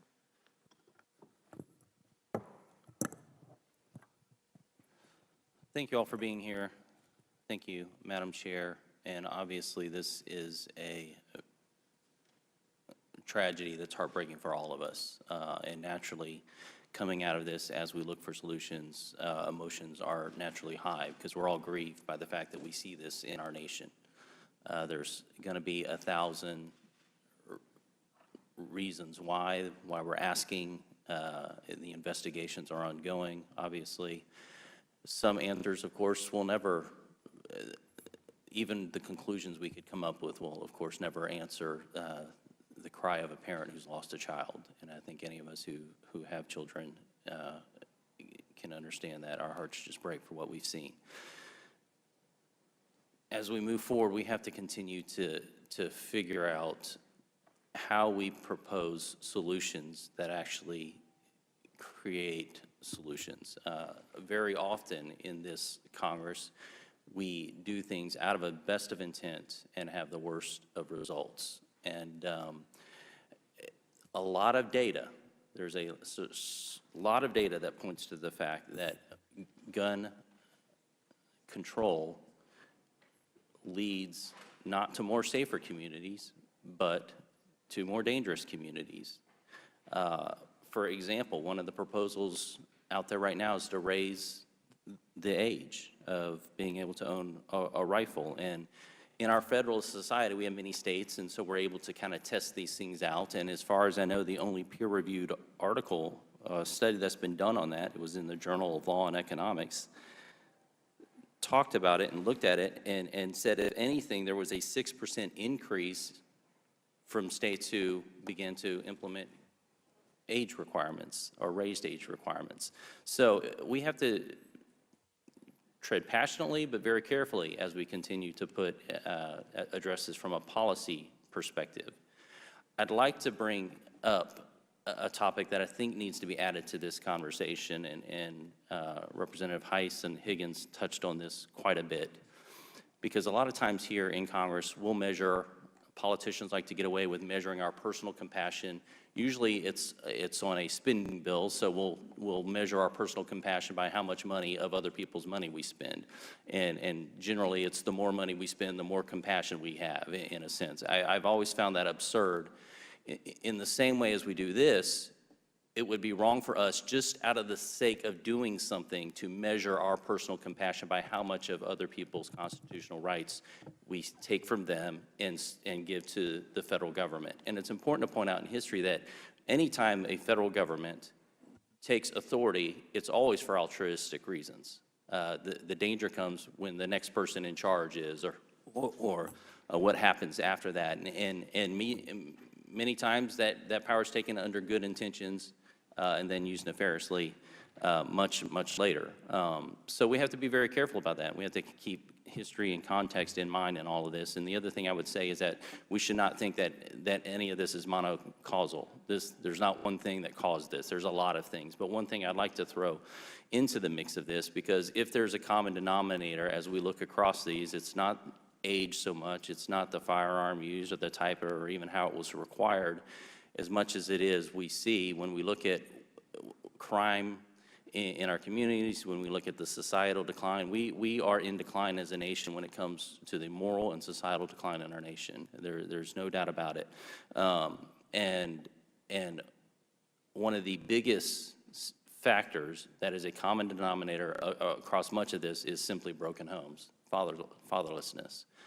A DOJ study from the Journal of Research in Crime and Delinquency reports that the most reliable indicator of violent crime in a community is the proportion of fatherless homes. A 2019 meta-study in the Journal of Psychology, Crime, and Law found that growing up in single-parent families is associated with elevated risk of involvement in crime by adolescents. A 2019 study from the Pew Research Center finds that the U.S. has the world's highest rate of children living in single-parent households. The National Fatherhood Initiative has compiled some data, and it's adolescents from fatherless homes are more likely to commit crime. They're more likely to end up in prisons. They're more likely to end up in poverty. And so we have to figure out, for a long time, our government has subsidized even and promoted policies that continue to break down the home. And we have to do what we can to make sure we come back to this. And I would just like to give whatever time remains to Ms. Swear to address the perjury charges that have been made against you. The gentleman's time has expired. Oh, my The apologies. gentlelady from Florida, Ms. Wasserman-Schultz, is now recognized. Thank you, Madam Chair. Gun manufacturers didn't always market weapons of war to civilians, and until recently, trade shows didn't make military-style guns available to the general public. Now, gun makers aggressively market AR-15-style weapons to civilians and actively tie them to military and law enforcement weapons. Smith & Wesson, America's largest gun manufacturer, even developed a name for this marketing ploy, calling it the, quote, halo effect. Now, I want to draw your attention to the screen. Mr. Suplina, I want to ask you about one advertisement that I find troubling, this one. This is an ad for a Daniel Defense MK-18, a high-speed military-style AR similar to the Daniel Defense AR used at the Robb Elementary School shooting in Uvalde. The ad states, quote, use what they use, and that the gun features, quote, military-adopted technology. Mr. Suplina, do you believe the associations made in this advertisement are appropriate for a civilian? No, but they're very effective at selling military-style weapons to the civilian population. Reports on this gun indicate that it's favored by special forces. I would like to ask Daniel Defense why the same style guns being used in war zones should be marketed to everyday people. It is clear who gun makers are marketing to. Fred Guttenberg lost his 14-year-old daughter Jamie in the Marjorie Stoneman Douglas High School massacre in my own community. Fred filed an FTC complaint alleging that Smith & Wesson mimicked first-person shooter video games in its advertising materials to attract adolescents and young adults. Smith & Wesson's M&P 15 .223 caliber rifle was used in the Parkland massacre. Mr. Suplina, what level of culpability should gun manufacturers have when they market human killing machines to a civilian customer base?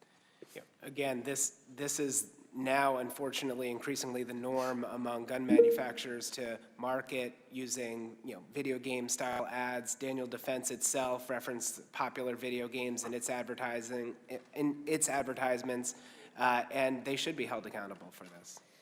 Thank you. Commissioner Grimaldi, I'd like to turn to you next. I want to put another advertisement on the screen. This is an advertisement for a Bushmaster XM15.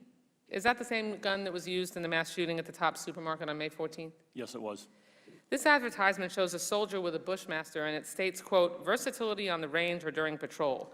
Your officers were actually on patrol that day, and many of them responded to the active shooter scene with far less advanced weaponry. How do you prepare officers to protect themselves and the public from military-grade killing machines every day? I know it was referenced that, it's no problem that they had, adequate weapons to be able to defend themselves. But is that the case? Against this weapon, no. We have active shooter vests that we have in our patrol cars. You can't wear them on a regular basis. They're far too heavy. It's something that you would have to grab and put on if you have the time to do it. Thank you. President Pringle, I want to turn to you. You've worked closely with teachers and students for years on combating gun violence. Without meaningful gun reform, students are forced to practice mass shooting drills. Just this week, and I know we stood together yesterday and you heard me talk about the high school students from my children's high school alma mater to mark the success of their fundraising drive to put Stop the Bleed kits in every classroom on that high school, in that high school campus.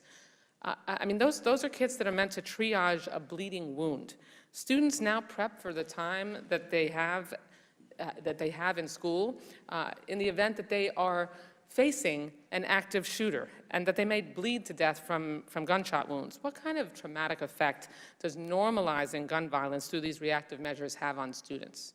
We have seen over the years an increase in anxiety, an increase in the number of students who are seeking additional assistance from our mental health professionals. We are seeing an increase in the amount of students who are coming to our schools with all kinds of social and emotional learning gaps because they have been subjected to overly aggressive drills and looking at social media and TV and seeing other students suffer and die at the hands of gun violence. Marketing mass killing machines to a civilian customer base by using imagery and words that suggest that that's the purpose of their product is gross and immoral, but it's just what gun companies do now in order to profit from a market beyond their older male customer base. The Second Amendment does not absolve gun manufacturers their responsibility to market their products responsibly, and children should not be doing fundraisers for Stop the Bleed kits instead of making sure that they can have a fun prom, doing car washes, having bake sales to make sure that their life on campus as students is improved, as opposed to their life on campus doesn't end and they have to use a Stop the Bleed kit that they've raised money for. Yeah. The gentlelady's time has Thank you. expired. I yield back. As previously was stated at the beginning of the hearing, Mayor Adams has a hard stop at 1:30. Mayor Adams, thank you so much for joining us here today and for your testimony and for your service. You are excused. Thank you so much. Thank you very much. Mr. Biggs is now recognized. Mr. Biggs. Thank you, Madam Chair. You know, last week I thought I'd heard it all when one of the Democrats threatened to end the filibuster, wanted to pack the Supreme Court, and said that they would confiscate guns. In order to do that, they would basically emasculate the Senate as an institution and also emasculate the Supreme Court as well. I thought that was interesting, was pretty bad, but then we have here someone actually accusing a witness and actually taking out of context a witness who testified previously and accusing her of perjury. Following that, though, but I got to tell you, the most egregious thing that the Democrats did today is they took a person, a young person, little Mia, who was traumatized 2 weeks ago, still suffering under obvious PTSD as she testified in that video, and bringing that poor little girl to relive this. And if we're going to hear about how traumatic, and I don't say they're not traumatic, these raising money for Stop the Bleed kits is, then it's particularly pernicious and outrageous to take an 11-year-old child who graphically described how she spread a classmate's blood upon her and feigned her own death to make her relive that. If we're talking about PTSD, you just prolonged the agony of that little child. For what? For your own political gain, your own political purpose. That is despicable. And over the course of more than 9 hours last week, my colleagues on the Judiciary Committee, my Democrat colleagues, made it clear that they don't believe any American should have access to the means to protect themselves and their families. Democrats opposed a Republican amendment that would allow victims of domestic violence to purchase firearms. They opposed a Republican amendment that would allow the spouses of active duty and deployed military to purchase firearms. And, again, they promoted ending the filibuster, impacting the Supreme Court, and confiscating guns from law-abiding citizens. And they gave their entire game away by making clear that neither Congress nor the Supreme Court will stand in the way of their radical mission. Their proposed solutions to the problem of violent crime in this country is to make felons out of law-abiding citizens under the age of 21, to make felons of law-abiding citizens who own firearms in homes with children, and to make felons of law-abiding citizens who own or purchase magazines that hold more than 10 rounds of ammunition. The most common firearm in this country sells 15-round magazines. Their proposed solutions are to force law enforcement officers to ignore due process and to strip law-abiding citizens of the means to protect themselves and their families from threats. And make no mistakes, my Democrat colleagues intend on total infringement on America's Second Amendment rights. Ms. Swearer, before you answer the most pertinent question I think that we're going to hear from you in just a second, I want you to tell me, can you define defensive use? A defensive use, and I'm assuming you mean lawful defensive use. Yes. Would be a use of a firearm that is to defend oneself lawfully against criminal actions by another. How often is lawful defensive use of firearms in this country? According to a 2013 report by the CDC, almost all, with very few exceptions, but the most rigorous studies, and almost all of them show that it's somewhere between 500,000 and 3 million times a year. I think it's roughly, probably around an average of 1 million myself. Do you believe that firearm use for self-defense, defense of others, or for the protection of property saves lives? Yes, it objectively saves lives. Now, you were accused by someone who took out of context something you testified of in 2019 of effectively committing a crime and committing perjury before Congress. Would you please like to respond to that? Congressman, respectfully, and I appreciate the opportunity, but we've wasted enough time on political games today, and I'd like to get back to the merits of actually talking about solutions. Very good. Now, I'm going to go forward now, and Madam Chair, I'm going to submit, please, the following items for the record. The testimony of Stephen Williford before the Senate Judiciary Committee on May 25, 2021. Mr. Williford is a good guy with a gun who heroically confronted and stopped a mass shooter in Sutherland Springs, Texas. I also submit a 2019 study by John Lott of the Crime Research Prevention Center. His study examines data on the rate of shootings and accidents in schools that allow teachers to carry firearms, which found 0 cases of someone being wounded or killed from a shooting, let alone a public mass shooting at a school that allows teachers to carry firearms. And thirdly, an article by the Washington Examiner that the Buffalo shooter was an eco-socialist racist who hated Fox News and Ben Shapiro. With that, I yield back. Without objection, the gentleman yields back. The gentleman from Georgia, Mr. Johnson, is now recognized, and we have been called for votes, so after him, we will recess. Thank you, Madam Chair, for holding this hearing, and I'd like to thank the witnesses, particularly those on the first panel, for their testimony. I was very moved by what each of them had to say. Americans have grown weary, frustrated, and frightened by the ever-intensifying cascade of gun violence afflicting our country. And they are sick and tired of their elected leaders continuing to do nothing to address the carnage. The fact of the matter is that the gun lobby, led by the NRA and the gun manufacturers that fund it, exert great influence on politicians to support its policy, which is that the only way to stop a bad guy with a gun is a good guy with a gun. You know, I mean, if that holds true, then, you know, it just doesn't make sense in a civilized society. And I'd submit to you that every person with a gun makes us unsafe as opposed to more secure. Every stopping a bad guy with a good guy with a gun just has not worked. To allow the floodgates to remain open for gun dealers to flood our streets with weapons that are more powerful than what was available last week. That policy, Madam Chair, has been a deadly failure. And if we continue the unbridled flow of firearms flooding our nation's streets, we will continue to see rising rates of gun violence in America. No other country has a problem like the gun violence problem plaguing our country, and policymakers who stand in the way of doing something to address the problem should be ashamed of themselves, and they need to be voted out of office and replaced with leaders who are willing to stand up to the NRA and pass common sense gun reform laws. It's common sense to impose a ban on the manufacture and sale to the public of military assault weapons meant for use on the battlefield.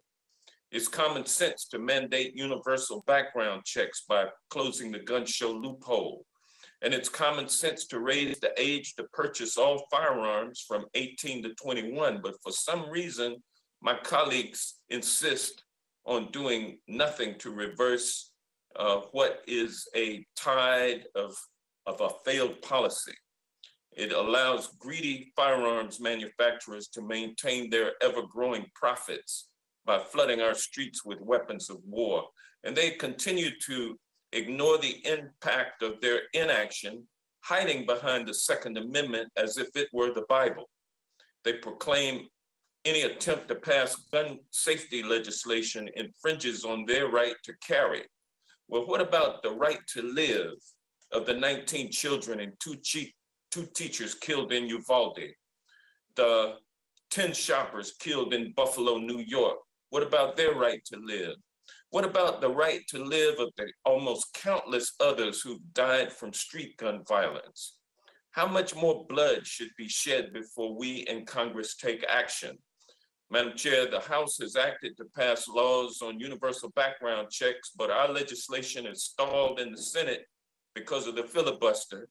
And Congress today will pass common sense gun legislation. I should say Democrats in Congress will pass common sense gun law today and pass it on to the Senate, where it will be met with the filibuster. The overwhelming majority of Americans support the types of common sense gun safety reforms under consideration this week. And failure to act is unconscionable. Failure is an insult to the countless dead children and shattered families and communities. Failure is an insult to the people we are here to represent. And I join my colleagues in their fervent thoughts and prayers and beg my colleagues to match their thoughts and prayers with equally fervent action. Mr. Gramaglia. A paper released by the International Association of Chiefs of Police noted that when the Biden assault weapons ban was in place between 1994 and 2004, the number of assault weapons traced to crimes fell by a dramatic 66%. Since assault weapons are often used against police officers and the IACP is supportive of the assault weapons ban or the assault rifle ban, what message does it send when Republicans who loudly proclaim their support for law enforcement refuse to even discuss banning assault weapons? You know, my issue here is that we need to reduce the amount of bloodshed on our streets, and the damage that these weapons cause will lead to more bloodshed on the streets. It's more victims that are being struck, and it's something that needs to be banned. Thank you, and I yield back. Gentleman's time has expired. The gentleman from Florida, Mr. Donalds, is recognized for 5 minutes. Thank you, Madam Chair. And Madam Chair, also thank you for the indulgence before we have to go vote. Heard a lot today. Don't want to do too much speechifying because we do that too often here. Ms. Swearer, it's been referenced a lot today, actually, about the need for universal background checks and closing the quote-unquote gun show loophole. Can you actually explain in detail what that policy actually means? Sure. So universal background checks start with this general conception of what could be, at its core, legitimate. Right now, most gun sales, whether it's brick and mortar gun stores, whether it's bought over the internet, anything that occurs interstate, those require a background check under existing law. The only exception is for intrastate sales between private sellers, and that is largely because they do not have access to the NICS system. They cannot, like FFLs, call up the FBI and say, hey, can you run a background check? Now, could that theoretically be a way that interstate sale for individuals who are otherwise prohibited to obtain firearms? Sure. As I point out, the problems with H.R. 8 and all of those other bills is that this is a low reward endeavor. This is already not how most criminals are obtaining their firearms. They're already obtaining them through the black market, through informal channels that are not in any way, shape, or form addressed by interstate private sales. And on top of that, things like H.R. 8 would criminalize a whole host of responsible temporary low-risk transfers between law-abiding citizens, like if your buddy wants to borrow your hunting rifle, or you're going on a month-long trip to Europe and you want your guns to be secured in your friend's safe next door, you'd have to go through a background check, legally transfer title of your guns to that individual, and then legally transfer title back to yourself when you're done. That's the problem. So, Ms. Ware, real quick. So the policy of universal background checks, would that have stopped the shooter in Uvalde from acquiring his weapon? It would not have stopped the shooter in Uvalde. Would it have stopped the shooter in Parkland from acquiring his weapon? It would not have stopped, with perhaps one lone exception, a single mass public shooter in the last 20 years, because they all either passed or were capable of passing background checks, and that's the problem. The shooter in Sandy Hook, the Newtown shooting, did that shooter kill his mother and take the guns? Yes, he did. And I think, I forget his age, but he otherwise did not have a disqualifying history. The shooter in Uvalde, did he actually shoot his grandmother in the face before he went to perpetrate the crimes in Uvalde? To my knowledge, yes. Folks, here's the deal. One of the things that we've seen through all these mass shootings, I was a member of the state legislature during the Parkland shooting, so I was in the legislature during that time period. The one thing is crystal clear, that these mass shooters that target our schools are all psychopaths. They are psychotic. In Parkland, the red flags were there for everybody to see. The school district did not act. That came out in the Parkland report. The site itself was not secured. That came out in the Parkland report. In Uvalde, the back door was open. It was open, wide open. The perpetrator shot his grandmother in the face. That is insane. I know in this bill, the proposed bill today or tomorrow, they're talking about raising the age to buy rifles from 18 to 21. Are we now going to say that a 19-year-old who is a legal adult in the United States does not have the mental capacity to own a shotgun or an AR-15, but they have the mental capacity to enlist in the military? They have the mental capacity to actually sign legal contracts? They have the mental capacity to be treated as an adult by law enforcement? And they also have the mental capacity to vote in the United States, but they don't have the mental capacity to own a shotgun or to own a rifle and not inflict harm on their fellow man? Look, man, I got 3 sons. 2 of them are school age now. When these shootings occur, man, they hurt me, because I could only imagine what it is as a parent. I'm a parent. But I also understand that I have a responsibility as a legislator to actually defend the Constitution of the United States. The Constitution, the Second Amendment is there. It is our responsibility to defend it. And if we look at the data from the mass shootings that have occurred in the United States over the last 20 years, the one constant, especially when it comes to schools, is that these shooters are young, they are mentally disturbed, and the vast majority of people who are in their age group would not even think or go down the pathway of committing these atrocities. We don't pass laws because of the quote-unquote 1 or 2 psychopaths. We only pass laws in order to maintain the actual legal momentum of freedom in the United States. The Second Amendment is not there to stop psychopaths. Let's be perfectly honest with it. It is not. That's not its purpose. The purpose of the Second Amendment is clear. It is to protect the constitutional rights of American citizens. These shootings are awful. They're awful. But the data is clear about how to find the people that actually do this. And the measures put in front of us would not have actually stopped these shootings. I'll yield back. The gentleman's time has expired. Votes have been called. To allow members to vote, the committee will stand in recess until the end of the first vote series. The committee stands in recess.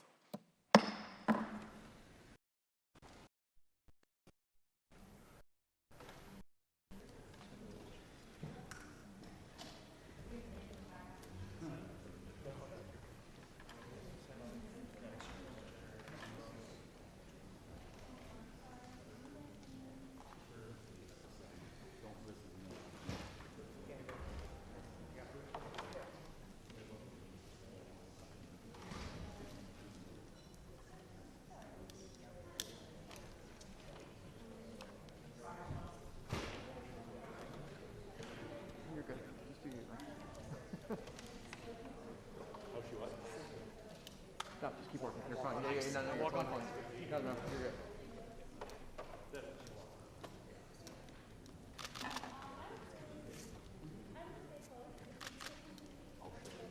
Did Adam speak up there?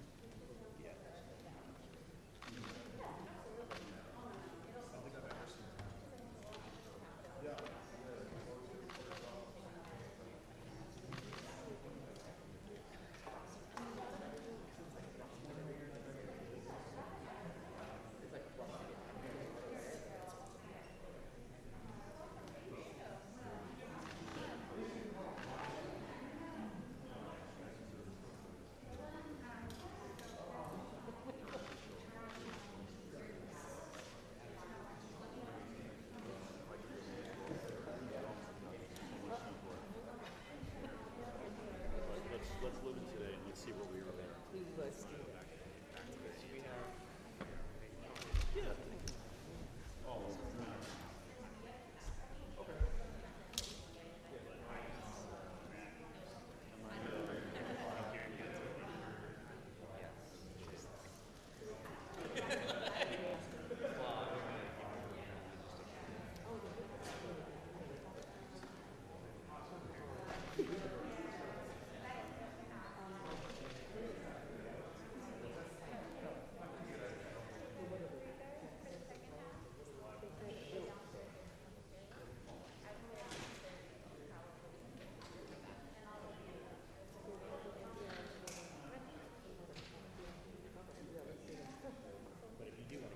No, I don't know.